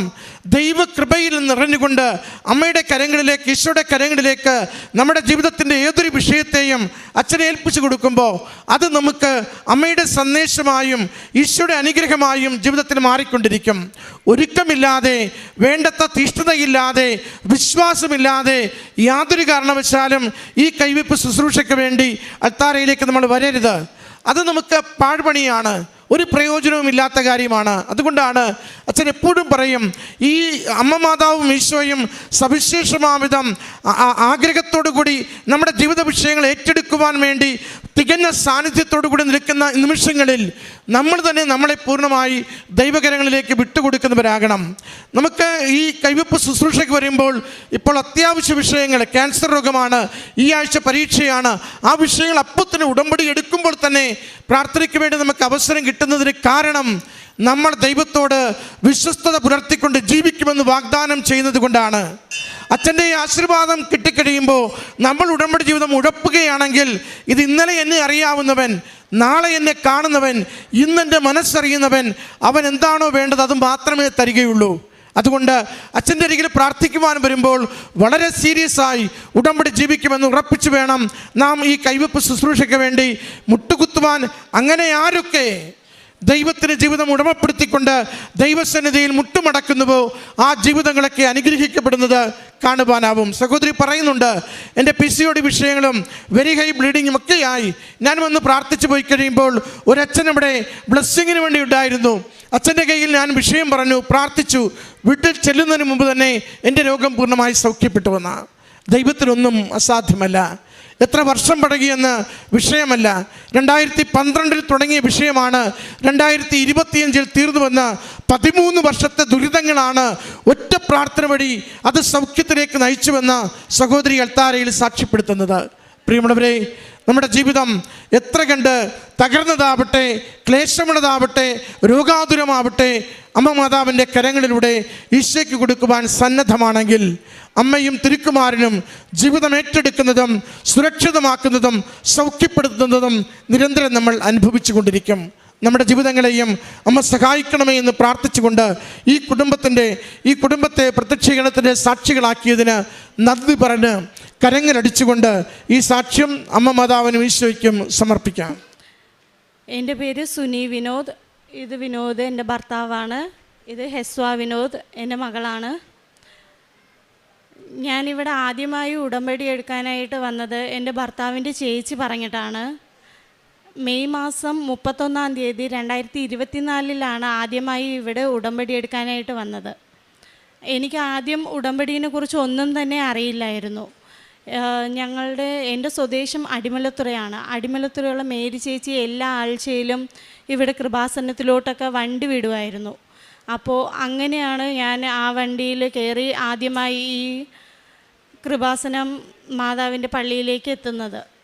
ഞങ്ങളുടെ കല്യാണം കഴിഞ്ഞിട്ട് 2 മാസം ആയപ്പോൾ തന്നെ ഞങ്ങൾക്ക് പല വിധത്തിലുള്ള ആരോഗ്യ പ്രശ്നങ്ങളുണ്ടായിരുന്നു. 2 പേർക്കും ഓരോരോ രീതിയിലുള്ള അസുഖങ്ങളായിരുന്നു. ഞങ്ങൾ പല ആശുപത്രികളിലും പല ചികിത്സകളും ചെയ്തെങ്കിലും എന്താണ് അസുഖമെന്നോ എന്തുകൊണ്ടാണ് ഈ അസുഖങ്ങൾ വരുന്നതെന്നോ ആർക്കും തന്നെ അറിയില്ലായിരുന്നു. അങ്ങനെയാണ് ഞങ്ങൾ അവസാനം തിരുവനന്തപുരം മെഡിക്കൽ കോളേജിൽ പോവുകയും പല രീതിയിലുള്ള ടെസ്റ്റുകളൊക്കെ ചെയ്തപ്പോൾ ഞങ്ങൾക്ക് 2 പേർക്കും സ്കിൻ ഇൻഫെക്ഷൻ ആയിരുന്നു. അങ്ങനെ ഞങ്ങൾ 1.5 മാസത്തോളം അവിടെ കിടന്ന് ചികിത്സിക്കുകയുണ്ടായി. ആ ട്രീറ്റ്മെൻറ്റിൻ്റെ ഭാഗമായി തന്നെ ആ ട്രീറ്റ്മെൻറ്റ് കഴിഞ്ഞപ്പോൾ തന്നെ ഡോക്ടർ പറഞ്ഞിട്ടുണ്ടായിരുന്നു, നിങ്ങളിപ്പോഴൊന്നും പ്രഗ്നൻസി ഒന്നും നോക്കരുത്. ഇപ്പോഴെങ്ങാനും പ്രഗ്നൻസി നോക്കിക്കഴിഞ്ഞാൽ കുഞ്ഞിന് അംഗവൈകല്യം ഉണ്ടാകാനുള്ള ചാൻസ് കൂടുതലാണ്. അതുകൊണ്ട് ഇപ്പോഴൊന്നും നിങ്ങൾ പ്രഗ്നൻ്റ് ആവുന്നതിനെക്കുറിച്ച് ചിന്തിക്കുകയേ ചെയ്യരുതെന്ന് പറഞ്ഞിട്ടുണ്ടായിരുന്നു. ആ ട്രീറ്റ്മെൻറ്റിൻ്റെ ഇടയ്ക്ക് തന്നെ എനിക്ക് ECG എടുക്കുകയും അതിൽ ചെറിയൊരു വേരിയേഷൻ ഉണ്ടെന്ന് പറയുകയും ചെയ്തു. അങ്ങനെ ഞങ്ങൾ എക്കോയൊക്കെ എടുത്ത് പ്ലാനൊക്കെ ചെയ്ത് നോക്കിയപ്പോൾ ഹാർട്ടിൽ 2 ഹോൾ ഉണ്ടുകയും അത് അടിയന്തരമായി ഓപ്പൺ ഹാർട്ട് സർജറി വഴി അത് ട്രീറ്റ്മെൻറ്റ് ചെയ്യണമെന്നും പറഞ്ഞു. ഞങ്ങൾക്ക് എന്ത് ചെയ്യണമെന്നറിയില്ല. കാരണം കല്യാണം കഴിഞ്ഞ് ഞങ്ങളുടെ 2 പേരുടെയും പ്രണയ വിവാഹമായിരുന്നു. കല്യാണം കഴിഞ്ഞ് ആ ഒരു ചെറിയ ഗ്യാപ്പിൽ തന്നെ ഇങ്ങനെ ഓരോരോ അസുഖങ്ങൾ വന്നതുകൊണ്ട് ഞങ്ങൾ 2 പേരും ഭയങ്കര വിഷമത്തിലായിരുന്നു. അങ്ങനെ ഞങ്ങൾ അവസാനം ഇവിടെ ഉടമ്പടി എടുത്തതിന് ശേഷം മെയ് മാസം ഉടമ്പടി എടുത്തു. ജൂണിൽ ഞങ്ങൾ ഇവിടെ വന്ന് പ്രാർത്ഥിച്ചു. ജൂലൈയിൽ ഫാദർ ജോസഫ് അച്ഛനെ കണ്ട് ജോസഫ് അച്ഛൻ എനിക്ക് സൈത്തിൻ്റെ ഇത് തന്നു, നെഞ്ചിൽ പുരട്ടാനായിട്ടൊക്കെ തന്നു. അതിനുശേഷം ഞാൻ ഇവിടെ ഉടമ്പടി പ്രകാരം തന്നെ എല്ലാ പ്രാർത്ഥനകളും പ്രത്യക്ഷീകരണ പ്രാർത്ഥനകളും ഉടമ്പടി വസ്തുക്കളും എല്ലാം ഉപയോഗിക്കുന്നുണ്ടായിരുന്നു. അതിനിടയിൽ തന്നെ എന്നോട് ഡോക്ടർ പറഞ്ഞതാണ്, ഈ സർജറി കഴിഞ്ഞാൽ ഓപ്പൺ ഹാർട്ട് സർജറി കഴിഞ്ഞാലും ഇനിയും 2-3 വർഷം കഴിഞ്ഞിട്ട് മാത്രമേ ഇനി പ്രഗ്നൻസിനെ കുറിച്ച് ചിന്തിക്കാവൂ എന്ന്. അപ്പോൾ ഡെർമറ്റോളജി ഡോക്ടറും കാർഡിയോളജി ഡോക്ടറും ഒരേ കാര്യം പറഞ്ഞതുകൊണ്ട് തന്നെ ഞങ്ങൾക്ക് ഭയങ്കര വിഷമമായിരുന്നു. എനിക്ക് എത്രയും പെട്ടെന്ന് ഒരു കുഞ്ഞ് വേണമെന്നുള്ള ആ ഒരു ആഗ്രഹം ഉണ്ടായിരുന്നു. ഒക്ടോബർ മാസം എനിക്ക് സർജറിക്ക് വേണ്ടിയിട്ട് അപ്പോയിൻമെൻറ്റ് തരികയും ഞങ്ങൾ അതിനായിട്ടുള്ള എല്ലാ ട്രീറ്റ്മെൻറ്റും കാര്യങ്ങളും ചെയ്തു. എന്നിരുന്നാലും ഞങ്ങളുടെ 2 പേരുടെ ആഗ്രഹം ഒരു കുഞ്ഞ് വേണമെന്നുള്ളത് തന്നെയായിരുന്നു. അങ്ങനെ തൈറോയിഡിൻ്റെ PCODൻ്റെ പ്രശ്നമുള്ളതുകൊണ്ട് എനിക്ക് എപ്പോഴും പീരീഡ്സ് സ്കിപ്പായാണ് വരുന്നത്. അങ്ങനെ എൻ്റെ ഭർത്താവ് എന്നോട് പറഞ്ഞു, നീ എപ്പോഴും ഇങ്ങനെ പ്രഗ്നൻസി ടെസ്റ്റ് വാങ്ങിച്ച് നോക്കണ്ട, നിനക്ക് മാതാവ് എപ്പോഴെങ്കിലും നിന്നോട് പറയും നീ നോക്ക്, ആ ദിവസം മാത്രം നീ നോക്കിയാൽ മതി, ചുമ്മാ എപ്പോഴും നോക്കരുത് എന്ന് പറഞ്ഞു. അങ്ങനെ പെട്ടെന്നൊരു ദിവസം എനിക്ക് ജൂലൈ 30 ഞാൻ ജോസഫ് അച്ഛനെ കണ്ട് തിരിച്ച് മടങ്ങി. അങ്ങനെ ഓഗസ്റ്റ് മാസം 25-ാം തീയതി ആയപ്പോൾ എനിക്കെന്തോ മാതാവ് എന്നോട് പറയുന്നത് പോലെ തോന്നി, നീ ഒന്ന് ടെസ്റ്റ് ചെയ്ത് നോക്ക് എന്നുള്ളത്. പലതവണ ഒത്തിരി തവണ നെഗറ്റീവായിട്ട് വന്നിട്ടുള്ളത് കൊണ്ട് ഒട്ടും വിശ്വാസമില്ലായിരുന്നു ഇത് പോസിറ്റീവ് ആവുമെന്ന്. അങ്ങനെ നോക്കിയപ്പോഴാണ് അത് പോസിറ്റീവായിരുന്നു. അങ്ങനെ എനിക്ക് മാതാവ് ഒരു കുഞ്ഞിനെ നൽകി. ആ പോസിറ്റീവായ സമയത്ത് തന്നെ ഞങ്ങൾക്ക് 2 പേർക്കും ആശങ്കയുള്ളത് ഇനിയും സ്കിൻ ഡോക്ടറും കാർഡിയോളജി ഡോക്ടറും ഇത് മുന്നോട്ട് കൊണ്ടുപോകാൻ പറയുമോ ഇല്ലയോ എന്നുള്ള കാര്യത്തിലായിരുന്നു. ഞാൻ ശ്രീചിത്രയിലാണ് ഹാർട്ടിൻ്റെ ഡോക്ടറെ കാണിക്കാനായിട്ട് പോയത്. അവിടെ പോയപ്പോൾ ഡോക്ടർ പറഞ്ഞത് ഇയാളുടെ ഹെൽത്ത് ഒത്തിരി വീക്കാണ്, എങ്ങനെയാണെന്ന് അറിയില്ല, നല്ല റിസ്ക്കാണ്, നിങ്ങളിത് മുന്നോട്ട് കൊണ്ടുപോകാനാണോ ഉദ്ദേശിക്കുന്നത്, എങ്ങനെയാണ് എന്നുള്ള കാര്യം ചോദിച്ചു. ഞങ്ങൾ അങ്ങനെ നിന്നപ്പോഴാണ് ഡോക്ടർ ഇങ്ങനെ, നിങ്ങൾ റിസ്ക് എടുക്കാനായിട്ട് നിങ്ങൾക്ക് കുഴപ്പമില്ലെങ്കിൽ ഞങ്ങൾ എഴുതി തരാം എന്നുള്ള കാര്യം പറഞ്ഞു. ഞാനും എൻ്റെ ഭർത്താവ് ആ സമയം മനസ്സിൽ ചിന്തിച്ചത് എന്തെന്ന് വെച്ചാൽ, കൃപാസനം മാതാവ് ഞങ്ങൾക്ക് തന്ന കുഞ്ഞാണ്. കൃപാസനം മാതാവ് യാതൊരു കുഴപ്പവും കൂടാതെ തന്നെ ഞങ്ങൾക്ക് ഇതിനെ പ്രസവിക്കാനായിട്ട് അനുഗ്രഹം തരും എന്നുള്ളൊരു ധാരണയിൽ ഞങ്ങളത് മുന്നോട്ട് കൊണ്ടുപോയി. ഓരോ ചെക്കപ്പിന് പോകുമ്പോഴും ജോസഫച്ചൻ തന്ന കാശ് രൂപ എൻ്റെ കഴുത്തിലും, ഉടമ്പടി നേർച്ച വസ്തുക്കൾ ഉപയോഗിച്ച് ഉടമ്പടി തൈലം എൻ്റെ ഉദരത്തിൽ പുരട്ടിയും നേർച്ച വസ്തുക്കളായ ഈ കാശ് രൂപ എൻ്റെ കയ്യിൽ കൊണ്ടുമാണ് ഞാൻ ഓരോ സ്കാനിങ്ങിനും ഓരോ ചെക്കപ്പിനും പോയിക്കൊണ്ടിരുന്നത്. ദൈവത്തിൻ്റെ ഫലമെന്നിരിക്കട്ടെ, എനിക്ക് C-സെക്ഷൻ ആയിരുന്നു എങ്കിൽ പോലും കുഞ്ഞിന് യാതൊരു തരത്തിലുള്ള ആരോഗ്യ പ്രശ്നങ്ങളും ഇല്ലാതെ തന്നെ എനിക്ക് കുഞ്ഞിനെ പ്രസവിക്കാനായിട്ട് സാധിച്ചു. അത് ഈ അമ്മയുടെ കാരുണ്യം കൊണ്ട് മാത്രമാണെന്ന് ഞാൻ ഇപ്പോഴും ഉറച്ചു വിശ്വസിക്കുന്നു. പ്രേക്ഷിത പ്രവർത്തനം എന്ന് പറഞ്ഞാൽ, ഞാൻ പല ഹോസ്പിറ്റലുകളിലും പോകുന്ന സമയത്ത്, ഓരോ ചെക്കപ്പിനൊക്കെ പോകുന്ന സമയത്ത് ഇവിടുത്തെ ഉടമ്പടി വസ്തുക്കൾ കൊണ്ടുപോകുമായിരുന്നു. ഈ പത്രങ്ങളൊക്കെ അവർക്ക് കൊടുക്കുമായിരുന്നു. രോഗികളെ കാണുമ്പോൾ അവർക്ക് നേർച്ച വസ്തുക്കൾ ഉപയോഗിക്കാനായിട്ട് ഞാൻ വിശ്വാസ പ്രമാണം പറഞ്ഞുകൊണ്ട് കൊടുക്കുമായിരുന്നു. എനിക്ക് അത്ഭുതം തോന്നിയത്, ഞാൻ വന്നത് തന്നെ ഒരു ഉടമ്പടി പത്രിക കണ്ടിട്ടാണ്. ഞാൻ കൊടുക്കുന്ന പത്രം കണ്ടിട്ട് ഇനിയൊരു കുട്ടി കൂടി വന്നാൽ അതും ഈ കൃപാസന മാതാവിൻ്റെ വിജയമായിട്ടാണ് ഞാൻ കരുതുന്നത്. പിന്നെ നേർച്ച വസ്തുക്കൾ, എനിക്ക് രോഗം, ചില ആൾക്കാർ വന്ന് പറയും, മോളെ നിൻ്റെ കയ്യിൽ നേർച്ച വസ്തുക്കൾ ഉണ്ടെങ്കിൽ ഒന്ന് പ്രാർത്ഥിച്ച് ഇട്ട് തരുമോ എന്ന് ചോദിക്കും. അങ്ങനെയുള്ളവർക്കൊക്കെ ഞാൻ ഇട്ട് കൊടുക്കാറുണ്ട്. പിന്നെ പത്രം വിതരണം ചെയ്യും. ഓർഫനേജിലും വൃദ്ധസദനത്തിലൊക്കെ പോയി അവർക്ക് ഫുഡ്, ഒരു നേരത്തെ ഫുഡ് അവർ സ്പോൺസർ ചെയ്ത് അങ്ങനെ കൊടുക്കാറുണ്ട്. ആത്മീയ ജീവിതം, ദൈവത്തിനോട് മുമ്പൊക്കെ ഞാൻ പള്ളിയിൽ പോകുമോ എന്ന് ചോദിച്ചാൽ എല്ലാ ഞായറാഴ്ചകളിൽ മാത്രമേ പള്ളിയിൽ പോകത്തുള്ളൂ. ഒരു ക്രിസ്ത്യാനിയായി എന്ന് പറയുന്നത് എന്താ, സാധാരണ കൂദാശകൾ സ്വീകരിക്കാനായിട്ട് മാത്രമാണ് ഞാൻ. അല്ലാതെ വേറെ ദൈവത്തോട് അടുക്കാനോ ദൈവത്തോട് സംസാരിക്കാനോ ഒന്നും തന്നെ എനിക്ക് അറിയില്ലായിരുന്നു. ഇവിടെ വന്നപ്പോഴാണ് ജോസഫ് അച്ഛൻ്റെ ഓരോരോ ക്ലാസ്സുകളും ഡെയിലി ബ്രെഡിൻ്റെ ഡെയിലിയുള്ള ധ്യാനങ്ങളും ചൊവ്വാഴ്ചകളിലെ ധ്യാനങ്ങളൊക്കെ കൂടി നമുക്ക് മാതാവിനോട് എങ്ങനെ സംസാരിക്കാമെന്നുള്ള രീതിയിൽ ഞാൻ അങ്ങനെ ദൈവത്തോട് കൂടുതൽ അടുക്കുകയാണ് ചെയ്തത്. അതെനിക്ക് ഈ ഉടമ്പടി എടുത്തത് കൊണ്ട് മാത്രം എനിക്ക് കൈവന്ന ഒരു ഭാഗ്യമായി ഞാൻ കരുതുന്നു. കണ്ണീരോടെയാണ് അവർ വരുന്നത്, എന്നാൽ ഞാൻ അവരെ ആശ്വസിപ്പിച്ച് നയിക്കും. ഞാൻ അവരെ നീരൊഴുക്കുകളിലേക്ക് നയിക്കും. അവരുടെ വഴി സുഗമമായിരിക്കും, അവർക്ക് കാലിടറുകയില്ല. ജെറമ്യ പ്രവാചകൻ്റെ പുസ്തകം 31-ാം അധ്യായം 9-ാം വചനമാണ്. എല്ലായ്പ്പോഴും നമ്മുടെ ജീവിതത്തിൽ സന്തോഷം ലഭിക്കുമെന്നില്ല. പലപ്പോഴും നമ്മുടെ ജീവിതത്തിൽ കണ്ണീരോടെയാണ് നാം ദൈവത്തിൻ്റെ സന്നിധിയിലെത്തുന്നത്. കണ്ണീരോടെ അവിടുത്തെ സന്നിധിയിലെത്തുന്ന ഓരോരുത്തരെയും ദൈവം സന്തോഷത്തോടെ സ്വീകരിക്കുന്നതായിട്ടാണ് നാം ഓരോ മക്കളുടെ ജീവിതത്തിലും കാണുന്നത്. നമ്മൾ ഓരോരുത്തരും ഒരുപക്ഷെ പലവിധ മാനസിക സമ്മർദ്ദത്തിലും കുടുംബ പ്രശ്നങ്ങളിലും രോഗങ്ങളിലും സാമ്പത്തിക ബുദ്ധിമുട്ടുകളിലുമൊക്കെ അകപ്പെട്ടവരാകാം.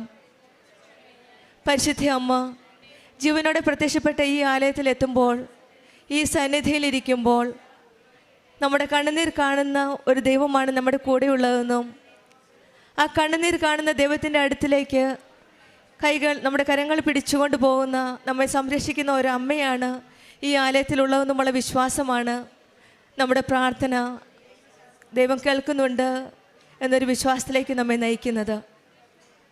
ഉടമ്പടി ജീവിതം ദൈവത്തിലേക്ക് കൂടുതൽ അടുക്കുവാനുള്ള ഇന്നത്തെ ഒരു പദ്ധതിയാണ്. വിശ്വാസ ജീവിതത്തിൽ കൂടുതൽ തീഷ്ണതയോടെ നയിക്കുവാനും ഈശോയുടെ അമ്മയും കൂടുതൽ അടുത്തറിയുവാനും ഉടമ്പടി ജീവിതം ഓരോ മക്കളെയും ഇൻസ്പയർ ചെയ്യുന്നതായിട്ടാണ് നമ്മൾ കാണുന്നത്. നമ്മുടെ പ്രാർത്ഥന കേൾക്കുന്ന, നമ്മളെ വഴിതെറ്റാതെ കരുതുന്ന ഒരു ദൈവമാണ് ഈ ആലയത്തിലുള്ളത്.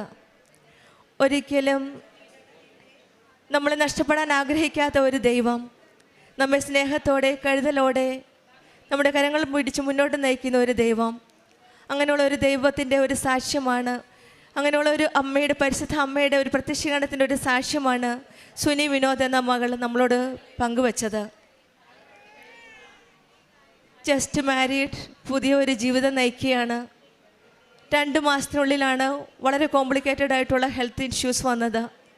അതായത് 2 പേർക്കും വളരെ സീരിയസ് ആയിട്ടുള്ള ഹെൽത്ത് ഇൻഫെക്ഷൻ ആയിരുന്നു. 1.5 മാസത്തോളമുള്ള ട്രീറ്റ്മെൻ്റ് ആയിരുന്നു ഹോസ്പിറ്റലിൽ. പിന്നീട് പ്രഗ്നൻസി വളരെ റിസ്ക് ആണെന്നും അതിന് വേണ്ടി ശ്രമിക്കരുതെന്നുമാണ് ഡോക്ടേഴ്സ് പറഞ്ഞത്. പക്ഷേങ്കിൽ ആരോ ഒരു പേപ്പർ കൊടുത്തു. പിന്നീട് കൃപാസനത്തെപ്പറ്റി കൂടുതൽ അറിയുകയും എല്ലാം അസാധ്യമാണെന്ന് തോന്നുന്ന കാര്യങ്ങളെല്ലാം സാധ്യമാക്കി കൊടുക്കുന്ന ഈശോയും അമ്മയും ഈ ആലയത്തിലുണ്ടെന്ന് അറിഞ്ഞപ്പോൾ ഈ മക്കൾ ഇവിടെ വന്ന് ഉടമ്പടി എടുക്കുകയും പിന്നീട് വളരെ വിശ്വാസത്തോടെ തീഷ്ണതയോടെ ഉടമ്പടി ജീവിതം നയിക്കുകയുമാണ് ചെയ്തത്. ബഹുമാനപ്പെട്ട ജോസഫ് അച്ഛൻ്റെ കൈവെപ്പ് ശുശ്രൂഷയിലൂടെയാണ് അച്ഛനൊരു വാക്ക് പറഞ്ഞത്, ധൈര്യമായി പൊയ്ക്കോളൂ എന്ന്. ആ വാക്കിലാണ് ഇവർ വിശ്വസിച്ച് വീണ്ടും അവർ മുന്നോട്ട് പോയത്. പിന്നീട് ഒരു പ്രഗ്നൻസി ടെസ്റ്റിന് വളരെ ചാൻസ് കുറവായിരുന്നു. പക്ഷേങ്കിൽ ദൈവത്തിലുള്ള വിശ്വാസവും അച്ഛൻ്റെ കൈവപ്പ് പ്രാർത്ഥനയിലുള്ള വിശ്വാസവും നിമിത്തം ഹസ്ബൻഡ് തന്നെ പറഞ്ഞു, ഇപ്പോൾ നമുക്ക് ടെസ്റ്റ് ചെയ്യേണ്ട, അമ്മ പറയുന്ന ദിവസം നമ്മൾ ടെസ്റ്റ് ചെയ്താൽ മതി, പ്രഗ്നൻസി ടെസ്റ്റ് പോസിറ്റീവ് ആണോ ഇല്ലയോ എന്നറിയാനായിട്ടെന്ന്. നമുക്ക് ഓരോരുത്തർക്കും അറിയാം, പരിശുദ്ധ അമ്മ പ്രത്യക്ഷപ്പെട്ട ഈ ആലയത്തിൽ ബഹുമാനപ്പെട്ട ജോസഫ് അച്ഛൻ നമുക്ക് ഓരോരുത്തർക്കും വേണ്ടി പ്രാർത്ഥിക്കുന്നു. അച്ഛനാണ് പരിശുദ്ധ അമ്മയെ കണ്ടതും പരിശുദ്ധ അമ്മയുടെ അനുഗ്രഹവും നിറഞ്ഞ് അച്ഛൻ്റെ 40 വർഷത്തെ പൗരോഹിത്യ ജീവിതത്തിൻ്റെയും പ്രത്യേകിച്ചും പ്രാർത്ഥനാ ജീവിതത്തിൽ, ആത്മീയ ജീവിതത്തിൽ ദൈവം കനിഞ്ഞൊഴുകിയ ആ അനുഗ്രഹങ്ങളും അച്ഛനുള്ള ആ ആസ്തിയും അച്ഛനുള്ള ആ ഡിപ്പോസിറ്റുമാണ്. ആത്മീയ ജീവിതത്തിലുള്ള ആ ആസ്തിയിൽ നിന്നാണ് നമുക്ക് ലഭിക്കുന്ന ഓരോ അനുഗ്രഹങ്ങളും. അങ്ങനെയുള്ള അനുഗ്രഹമാണ് ഈ മകൾക്ക് ലഭിച്ചത്, ധൈര്യമായി പൊയ്ക്കൊള്ളൂ എന്ന് പറഞ്ഞത്. അങ്ങനെയാണ് ഈ മക്കൾ പിന്നീട് 1ാമത്തെ ഉടമ്പടി തീരുന്നതിന് മുമ്പ് 85ാമത്തെ ദിവസം തന്നെ ടെസ്റ്റ് ചെയ്യാനുള്ള ഒരു ഇൻസ്പിറേഷൻ ആവുകയും പ്രാർത്ഥനയിലൂടെ ടെസ്റ്റ് ചെയ്ത് നോക്കിയപ്പോൾ പോസിറ്റീവ് ആവുകയും ചെയ്തു. പിന്നീട് വളരെ കോംപ്ലിക്കേറ്റഡ് ആയിട്ടുള്ള ഒരു പ്രശ്നം എന്ന് വെച്ചാൽ ആ മകൾ ഇവിടെ വന്ന് പ്രാർത്ഥിച്ചത് ഓപ്പൺ ഹാർട്ട് സർജറിയാണ് പറഞ്ഞിരുന്നത്. 2 ഹോളാണ് ഹാർട്ടിലുണ്ടായിരുന്നത്. അവിടെയാണ് ബഹുമാനപ്പെട്ട ജോസഫ് അച്ഛൻ സൈത്ത് തേച്ച് പ്രാർത്ഥിക്കാൻ പറഞ്ഞത്, സൈത്ത് മടകയിൽ കൊടുത്തത്. ആ പ്രാർത്ഥനയുടെ ഫലമായിട്ട് ഒരു പ്രശ്നവുമില്ലാതെ ഈ മകൾക്ക്, ഈ കുഞ്ഞു മകളെ നൽകി ദൈവം അനുഗ്രഹിച്ചത്. ഈശോയ്ക്കും അമ്മയ്ക്കും അസാധ്യമായിട്ടൊന്നുമില്ല എന്ന് നമുക്ക് ഓരോരുത്തർക്കും വിശ്വാസപ്പെടുത്തുന്ന ഒരു വലിയ സാക്ഷ്യമാണ്. നമ്മൾ കണ്ണീരോടെ കൃപാസനത്തിൽ വരുമ്പോൾ പരിശുദ്ധ അമ്മ നമ്മെ ഈശോയുടെ ഹൃദയത്തിലേക്ക് നമ്മെ കൈപിടിച്ച് നയിക്കുന്നു. നമ്മെ വഴുതി പോകാതെ ക്രിസ്തുവിൻ്റെ വഴിയിൽ ചേർത്ത് നിർത്തുന്നതും പരിശുദ്ധ അമ്മയാണ്. കണ്ണുനീർ പരാജയത്തിൻ്റെ അടയാളമല്ല, കണ്ണുനീർ ദൈവത്തിലേക്കുള്ള വിശ്വാസത്തിൻ്റെ വഴിയാണ്. അതുകൊണ്ട് നമുക്ക് ഓരോരുത്തരും നമ്മുടെ നിയോഗങ്ങളെല്ലാം സമർപ്പിച്ച് പ്രാർത്ഥിക്കാം. ഈ മകൾ പറഞ്ഞതുപോലെ ഒരു കാര്യം പ്രത്യേകമായിട്ട് പറഞ്ഞു, ഞാൻ വന്നതൊരു കൃപാസനം പത്രം മൂലമാണ്. എന്നിൽ കൂടെ മറ്റുള്ളവരും, ഞാൻ കൊടുക്കുന്ന ഓരോ പത്രത്തിൽ കൂടെ ഓരോ മക്കളും ഈശോ അമ്മയും അടുത്തറിയണം, കൃപാസനത്തിൽ വരണമെന്നാണ്. കൃപാസനം അമ്മയെ അറിഞ്ഞത് ഈ മകൾ പത്രത്തിൽ കൂടെയാണ്. അതുകൊണ്ട് സ്വന്തം അനുഭവത്തിൽ നിന്ന് തന്നെയാണ് മറ്റുള്ളവരോടും ഈശോയെയും അമ്മയും കൂടുതൽ അറിയിക്കാനും അറിയാത്തവരെ അറിയിക്കാനും അറിഞ്ഞവരെ ആഴപ്പെടുത്തുവാനുമുള്ള ആഗ്രഹം, പ്രത്യേകിച്ചും അറിയാത്തവരെ അറിയിക്കാനുള്ള ഈ മകളുടെ ആഗ്രഹം. ഇതൊക്കെയാണ് ഈശോയും അമ്മയുടെയും കൂടെ നിൽക്കുമ്പോൾ നമ്മുടെ ജീവിതത്തിൽ വരുന്ന മാറ്റങ്ങൾ. കൂദാശ മാത്രം സ്വീകരിച്ച ഒരു സാധാരണ ക്രിസ്ത്യാനിയായിരുന്നു, പക്ഷെങ്കിൽ ഇപ്പോൾ ദൈവത്തെ അടുത്തറിഞ്ഞൊരു ക്രിസ്ത്യാനിയാണ്. നമ്മൾ പലപ്പോഴും വിഷയബന്ധിയായിട്ടാണ് നമ്മൾ ഈ ദൈവസന്നിധിയിൽ വരുന്നത്. നമുക്ക് ഓരോ കാര്യങ്ങൾ കാണാം, പ്രശ്നങ്ങൾ കാണാം. പിന്നീട് നമ്മളൊരു ആത്മീയ ജീവിതത്തിലേക്ക്, ഒരാത്മീയ ബന്ധത്തിലേക്കാണ് നമ്മുടെ ജീവിതം നയിക്കുന്നത്. ഓരോ ഉടമ്പടി മക്കളും നമ്മൾ ഒരുപക്ഷെ വിഷയബന്ധിയായിട്ടാവും ഇവിടെ വരുന്നത്, പക്ഷേ നമുക്കും ഈശോയിലേക്കും അമ്മയിലേക്കും കൂടുതൽ അടുത്ത് ഒരു നല്ലൊരു ആത്മീയ ബന്ധം പുലർത്തി ഉടമ്പടി ജീവിതം വിശ്വസ്തയോടെ വിശ്വാസത്തോടെ കൂടുതൽ തീഷ്ണതയോടെ നയിക്കുവാൻ നമ്മളെല്ലാവരെയും ഈശോയും അമ്മയും കഴിഞ്ഞ് അനുഗ്രഹിക്കട്ടെ എന്ന് പ്രാർത്ഥിച്ചുകൊണ്ടും സുനി വിനോദിനും കുടുംബത്തിനും ലഭിച്ച ഈ വലിയ അനുഗ്രഹത്തിന് പ്രത്യക്ഷീകരണത്തിൻ്റെ സാക്ഷികളാക്കി ഉയർത്തിയ പരിശുദ്ധമ്മ മാതാവിനും ഈശോയ്ക്കും 1000 നന്ദി. എൻ്റെ പേര് അന്ന കൊച്ചുമലയിൽ. ഞാനൊരു മരിയൻ മിഷണറിയാണ്. പ്രത്യേകിച്ച് വയനാട് ആദിവാസി ഉന്നതി കൂട്ടായ്മ മേഖലകളിൽ കൃപാസന ശുശ്രൂഷ ചെയ്യുന്ന ഒരു മരിയൻ മിഷണറിയാണ് ഞാൻ. ഇവിടെ സാക്ഷ്യം പറയാനായിട്ട് പ്രേമചേച്ചിയും രാജൻ ചേട്ടനും വന്നിരിക്കുന്നത്. ഇവരെങ്ങനെയാണ് കൃപാസനത്തിലെത്തിയത് എന്നതിനെക്കുറിച്ച് ചെറിയൊരു ആമുഖം പറയാൻ ഞാൻ ആഗ്രഹിക്കുകയാണ്. കാരണം ഞങ്ങളുടെ ഈ കൂട്ടായ്മയിലുള്ള ജയശ്രീ എന്ന് പറയുന്ന ഒരു ഹിന്ദു ചേച്ചി ബത്തേരി ഹോസ്പിറ്റലിൽ ഡോക്ടർ കാണാൻ പോയ സമയത്ത് മാതാവ് ആ ചേച്ചിയോട് പറഞ്ഞു, ഈ ജയശ്രീ എന്ന് പറഞ്ഞ ചേച്ചി ഉടമ്പടി എടുത്ത് വിജയിപ്പിച്ച് ഇവിടെ സാക്ഷ്യം പറഞ്ഞിട്ടുള്ള ഒരു ചേച്ചിയാണ്. അപ്പോൾ ആളോട് മാതാവ് പറഞ്ഞു, നീ പോയി ലാബിൻ്റെ അവിടെ പോയി ഇരിക്കാൻ പറഞ്ഞു. അപ്പോൾ ആ സമയത്ത് ചേച്ചി മാതാവിനോട് ചോദിച്ചു, മാതാവേ ഇവിടെ ആരും ഇല്ലല്ലോ, പിന്നെ എന്തിനാണ് ഞാൻ ഇവിടെ വന്നിരിക്കുന്നതെന്ന്. അപ്പോൾ മാതാവ് പറഞ്ഞതല്ലേ എന്നോർത്ത് ആൾ അവിടെ ചെന്നിരുന്നു. ആ ഇരുന്ന സമയത്ത് ഈ പ്രേമചേച്ചിയുടെ ചേച്ചി അനിത അവിടെ ഇരിക്കുന്നു. അവിടെ വന്നിരുന്നിട്ട് ഈ ജയചേച്ചിയോട് ചോദിച്ചു, ആരെവിടെ കിടക്കുന്നേ? അപ്പോൾ ഇവരും ഇങ്ങോട്ട് ചോദിച്ചു, ആരാ കിടക്കുന്നതെന്ന്. അപ്പോൾ ആ സമയത്താണ് ഈ ജയചേച്ചി മാതാവിൻ്റെ കാശുരൂപം കൊടുക്കുകയും അപ്പോൾ ഇവർ പറഞ്ഞു, 1 വർഷമായിട്ട് ഇവർ കൃപാസനത്തിൽ വരാനായിട്ട് എങ്ങനെ പോകുമെന്നറിയാതെ വിഷമിച്ചിരിക്കുകയായിരുന്നു എന്ന്. അങ്ങനെ ജയചേച്ചി എനിക്ക് ഇവരുടെ കാര്യം കൈമാറുകയും ഞങ്ങൾ ഇവരുടെ ഭവനത്തിൽ പോയി ഇവരെ കണ്ട് സംസാരിച്ച് ഇവിടെ കൃപാസനത്തിൽ വരാനുള്ള എല്ലാ സാഹചര്യങ്ങളും ഒരുക്കി കൊടുക്കുകയും ചെയ്തു. വയനാട് ബത്തേരിന്ന് ചെതലയം എന്ന് പറയുന്ന സ്ഥലത്ത് അതായത് ആനകളൊക്കെ ഇറങ്ങുന്ന ഒരു ഉൾക്കാട്ടിലാണ് ഇവർ താമസിക്കുന്നത്. അമ്മയ്ക്കും തിരുക്കുമാരനും കോടാനുകോടി നന്ദി അറിയിക്കുന്നു. എൻ്റെ പേര് പ്രേമ, എൻ്റെ ഭർത്താവിൻ്റെ പേര് രാജൻ. എനിക്ക് സുഖമില്ലാണ്ടായിരുന്നു, സോറിയസിൻ്റെ അസുഖമായിട്ട് 7 വർഷത്തോളം ഞാൻ കഷ്ടപ്പെട്ടു. അന്ന് വിണ്ട് കീറി തൊലിയൊക്കെ പൊളിഞ്ഞ് ചോര വാർന്ന് ഭയങ്കരമായിട്ട് ബുദ്ധിമുട്ടിയിരിക്കുകയായിരുന്നു. അപ്പം ഒറ്റമുണ്ട് കൊടുത്തിട്ടാണ് നിൽക്കുന്നത്. അപ്പോൾ അങ്ങനെ പുറത്തിറങ്ങാൻ പറ്റില്ല, സ്മെല്ല് അങ്ങനെയൊക്കെ ആയിട്ട് ഇരിക്കുന്ന പല ഡോക്ടർമാരും മെഡിക്കൽ കോളേജ് മുതൽ മാനന്തവാടി ചെന്നൈയിൽ നിന്ന് മരുന്ന് വരുത്തിയിട്ട് ഒക്കെ തേച്ച് നോക്കി. അതിൻ്റെ ഇടയ്ക്ക് ഞങ്ങളുടെ ഇടയിലുള്ള മന്ത്രവാദങ്ങളും ദൈവത്തിൻ്റെ കോളുകളും മുഴുവനും കൊടുത്ത് ചെയ്തു. എന്നിട്ട് പൂജ കർമാദികൾ ചെയ്തു. എന്നിട്ടൊന്നും ഒരു കുറവില്ലാണ്ട് അങ്ങനെ ഇരിക്കുമ്പോഴാണ് എൻ്റെ ചേച്ചി വന്നിട്ട് പറയണേ, ഇങ്ങനെ ഉടമ്പടി ഉണ്ട്, ഇങ്ങനെ കൃപാസനം എന്നൊരു സ്ഥലമുണ്ട്, ആലപ്പുഴയിലാണ്, അവിടെ നമുക്ക് പോയി നോക്കാമെന്ന് പറഞ്ഞു. അപ്പോൾ എങ്ങനെ പോകുമെന്ന് പറഞ്ഞപ്പോഴാണ് അന്ന എന്ന് പറഞ്ഞ ഈ സിസ്റ്ററെ എനിക്ക് പരിചയപ്പെടുത്തി തന്ന്, നമുക്ക് അന്നേനെ വിളിക്കാമെന്ന് പറഞ്ഞു. അന്ന സിസ്റ്ററിനെ വിളിച്ച് കാര്യം പറഞ്ഞപ്പോൾ ഉടനടി അവർ എത്തി വന്ന് ഉപ്പും തൈലവും ഇട്ട് എനിക്ക് പ്രാർത്ഥിച്ച് തന്നു. അന്ന് ഭയങ്കര ചൊറിച്ചിലും ഭയങ്കര വേദനയായിരുന്നു. അപ്പം വേദന ഇച്ചിരി കുറഞ്ഞു, എനിക്കിച്ചിരി ഉറങ്ങാനായി. അന്നേരം ഞാനത് രാജേട്ടനോട് പറഞ്ഞു, ഇങ്ങനെയാണ് സംഗതി, സിസ്റ്റർ വന്നായിരുന്നു, എനിക്ക് പ്രാർത്ഥിച്ച് തന്നു, ഞാൻ രാത്രിക്ക് ഇച്ചിരി ഉറങ്ങിയില്ലോ എന്ന് പറഞ്ഞു. നീ ഇച്ചിരി ഉറങ്ങിയെന്ന് പറഞ്ഞു. അങ്ങനെയാണെങ്കിൽ എന്തെങ്കിലും ഒരു അടയാളം നമ്മുടെ അമ്മേൻ്റെ അടുത്ത് പോവുകയാണെങ്കിൽ എന്തെങ്കിലും ഒരു അടയാളം നമുക്ക് കിട്ടുവാണെങ്കിൽ നല്ലതായിരുന്നടി എന്ന് പറഞ്ഞു. അപ്പം ഞങ്ങൾ പ്രാർത്ഥിച്ചു, തമ്പുരാനെ എന്തെങ്കിലും ഒരു അടയാളം ഞങ്ങൾക്ക് കിട്ടണ ഈശോനോട് പ്രാർത്ഥിച്ചു. എന്നിട്ട് 1992 ഞങ്ങൾ വനപ്രദേശത്തായിരുന്നു താമസം.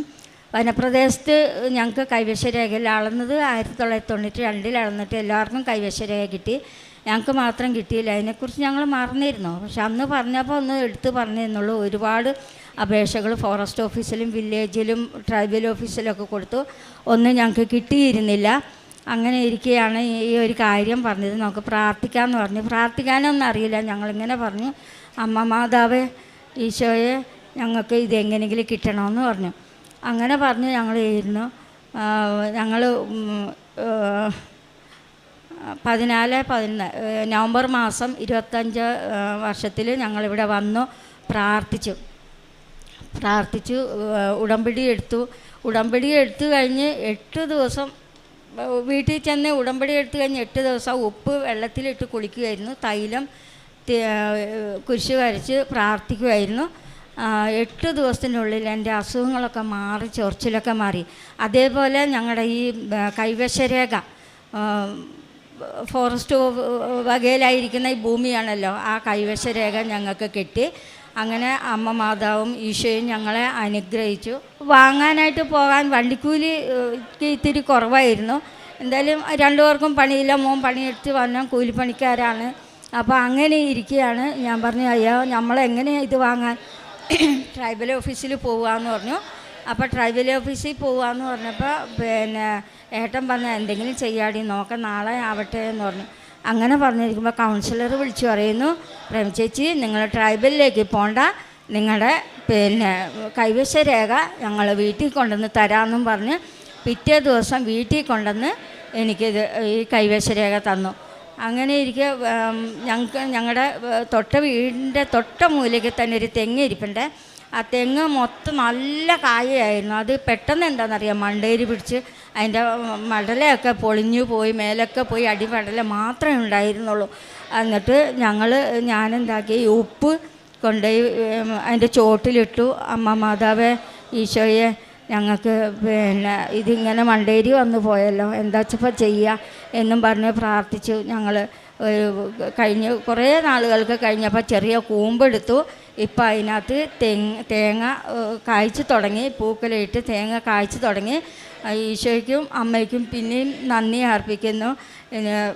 ഈ ഉടമ്പടി ജീവിതത്തിൽ ഇനിയും മുന്നോട്ട് പോകാൻ തന്നെയാണ് ഞങ്ങളുടെ തീരുമാനം. എന്ന് വെച്ചാൽ അമ്മയും തിരുകുമാരനും ഒരുപാട്, ഈശോ ഞങ്ങൾക്ക് ഒരുപാട് അനുഗ്രഹങ്ങൾ തന്നു. കാരുണ്യ പ്രവർത്തനം എന്നാൽ കഴിയുന്ന സഹായങ്ങളൊക്കെ ഞാൻ ചെയ്യും. വിശക്കുന്ന വയറിന് ഞാൻ ഒരിക്കലും ഇല്ലയെന്ന് പറയില്ല. ഭക്ഷണം കൊണ്ടുപോയി കൊടുക്കും. രോഗികളെ ഞാൻ നോക്കും. ഞങ്ങളുടെ കോളനിയിൽ ഉന്നതിയിൽ തന്നെയുള്ള ഗർഭിണികൾ ആശുപത്രി പോകാനില്ലെങ്കിൽ അവർക്ക് ഓട്ടോറിക്ഷ പറഞ്ഞ് ഏൽപ്പിച്ചു കൊടുക്കും. പൈസ പിന്നെ എപ്പോഴെങ്കിലും കൊടുക്കും. സാമ്പത്തികം ഇല്ലെങ്കിലും ഞാനത് അവരുടെ വിഷമം കണ്ട് ഞാനത് ചെയ്യും. ഞങ്ങളുടെ ഇടയിലുള്ള വിഷമമാണല്ലോ, അത് ഞാൻ ചെയ്യും. പത്രം കൊടുക്കുന്നുണ്ട്. ഇതൊക്കെയാണ് ഞങ്ങളുടെ ദേശത്ത് എനിക്ക് ഈ സാക്ഷ്യം, ഇത്രയും വലിയൊരു സാക്ഷ്യം ഒരുക്കി തന്ന മാതാവിനും തിരുകുമാരനും ഈശോയ്ക്കും നന്ദി പറഞ്ഞുകൊണ്ട് നിർത്തുന്നു. സക്കറിയ 9:8 ആരും കയറിയിറങ്ങി നടക്കാതിരിക്കുവാൻ ഞാൻ എൻ്റെ ഭവനത്തിനു ചുറ്റും പാളയമടിച്ചു കാവൽ നിൽക്കും. ഒരു മർദ്ദകനും ഇനി അവരെ കീഴടക്കുകയില്ല. എൻ്റെ കണ്ണ് അവരുടെ മേൽ ഉണ്ട്. പ്രീമ എന്ന ഈ സഹോദരിയുടെ അതിശക്തമായ ഉടമ്പടി സാക്ഷ്യമാണ് അമ്മ മാതാവിൻ്റെ തിരുവൾത്താരയിൽ നാം കേട്ടത്. ഈ സാക്ഷ്യത്തിൻ്റെ ഒരു പ്രത്യേകത, ഇത് വയനാട്ടിലെ ഉൾക്കാട്ടിൽ ചിതലയം ഉന്നതി എന്ന ആദിവാസി സമൂഹത്തിൽ നിന്നുള്ള സഹോദരിയാണ് പ്രീമ. അതത്ര എളുപ്പമല്ല. അത്രയും ഉൾക്കാട്ടിൽ നിന്ന്, ആ സമൂഹത്തിൽ നിന്ന് ഒരു കുടുംബം അമ്മ മാതാവിൻ്റെ തിരുനടയിൽ വന്ന് അമ്മ മാതാവിൻ്റെ സംരക്ഷണയിൽ ലഭിച്ച ദൈവാനുഭവങ്ങളെ ലോകത്തോട് വിളിച്ചു പറയുക എന്നത്, പരിശുദ്ധമ്മയുടെ ശക്തമായ സാന്നിധ്യം, ഈശോയുടെ വലിയ സംരക്ഷണം ആ സമൂഹങ്ങളിലേക്ക് പ്രവഹിക്കുകയും അവരെ സംരക്ഷിക്കുകയും അവരുടെ ജീവിത വിഷയങ്ങളെ പരിഹരിക്കും വിധം ഇടപെട്ട് തുടങ്ങുകയും ചെയ്യുന്നു എന്നതിൻ്റെ ഒരടയാളം കൂടിയാണ് ഈ സാക്ഷ്യം. സഹോദരി 2 കാര്യങ്ങളാണ് ലോകത്തോട് വെളിപ്പെടുത്തിയത്. ഒന്ന്, വർഷങ്ങളായുള്ള സോറിയാസിസിൻ്റെ അസുഖമാണ്. ഏറെ വർഷങ്ങൾ ഒത്തിരി മരുന്നുകൾ, ഒത്തിരി മന്ത്രങ്ങൾ, ഒത്തിരി പൂജകൾ ഒക്കെ ചെയ്ത് അത് പരീക്ഷിച്ച് പരാജയപ്പെട്ട് ജീവിതം മുഴുവനും ഈ വലിയ ക്ലേശപൂർണമായ രോഗദുരിതത്തിൽ മുന്നേറുക മാത്രമേ ഉള്ളൂ എന്ന് കരുതിയിരിക്കുമ്പോഴാണ് മറ്റ് വ്യക്തികളിലൂടെ ഈ ആലപ്പുഴയിലുള്ള കൃപാസനത്തെക്കുറിച്ച് അറിയുന്നത്. എവിടെയാണെന്നോ എങ്ങനെ പോകണമെന്നോ ജീവിതത്തിൽ എപ്പോഴെങ്കിലും ഇവിടെ എത്തിച്ചേരുമെന്നോ ഒന്നും അറിയാതെ ഈ ഒരു ഇടത്തെക്കുറിച്ച് കേട്ട അറിവ് മാത്രമാണ് ആദ്യം കുടുംബത്തിനുള്ളത്. പിന്നീടാണ് ഈ കൂടെ നിൽക്കുന്ന ഈ സഹോദരി പ്രേക്ഷിതയെ കണ്ടെത്തുന്നത്.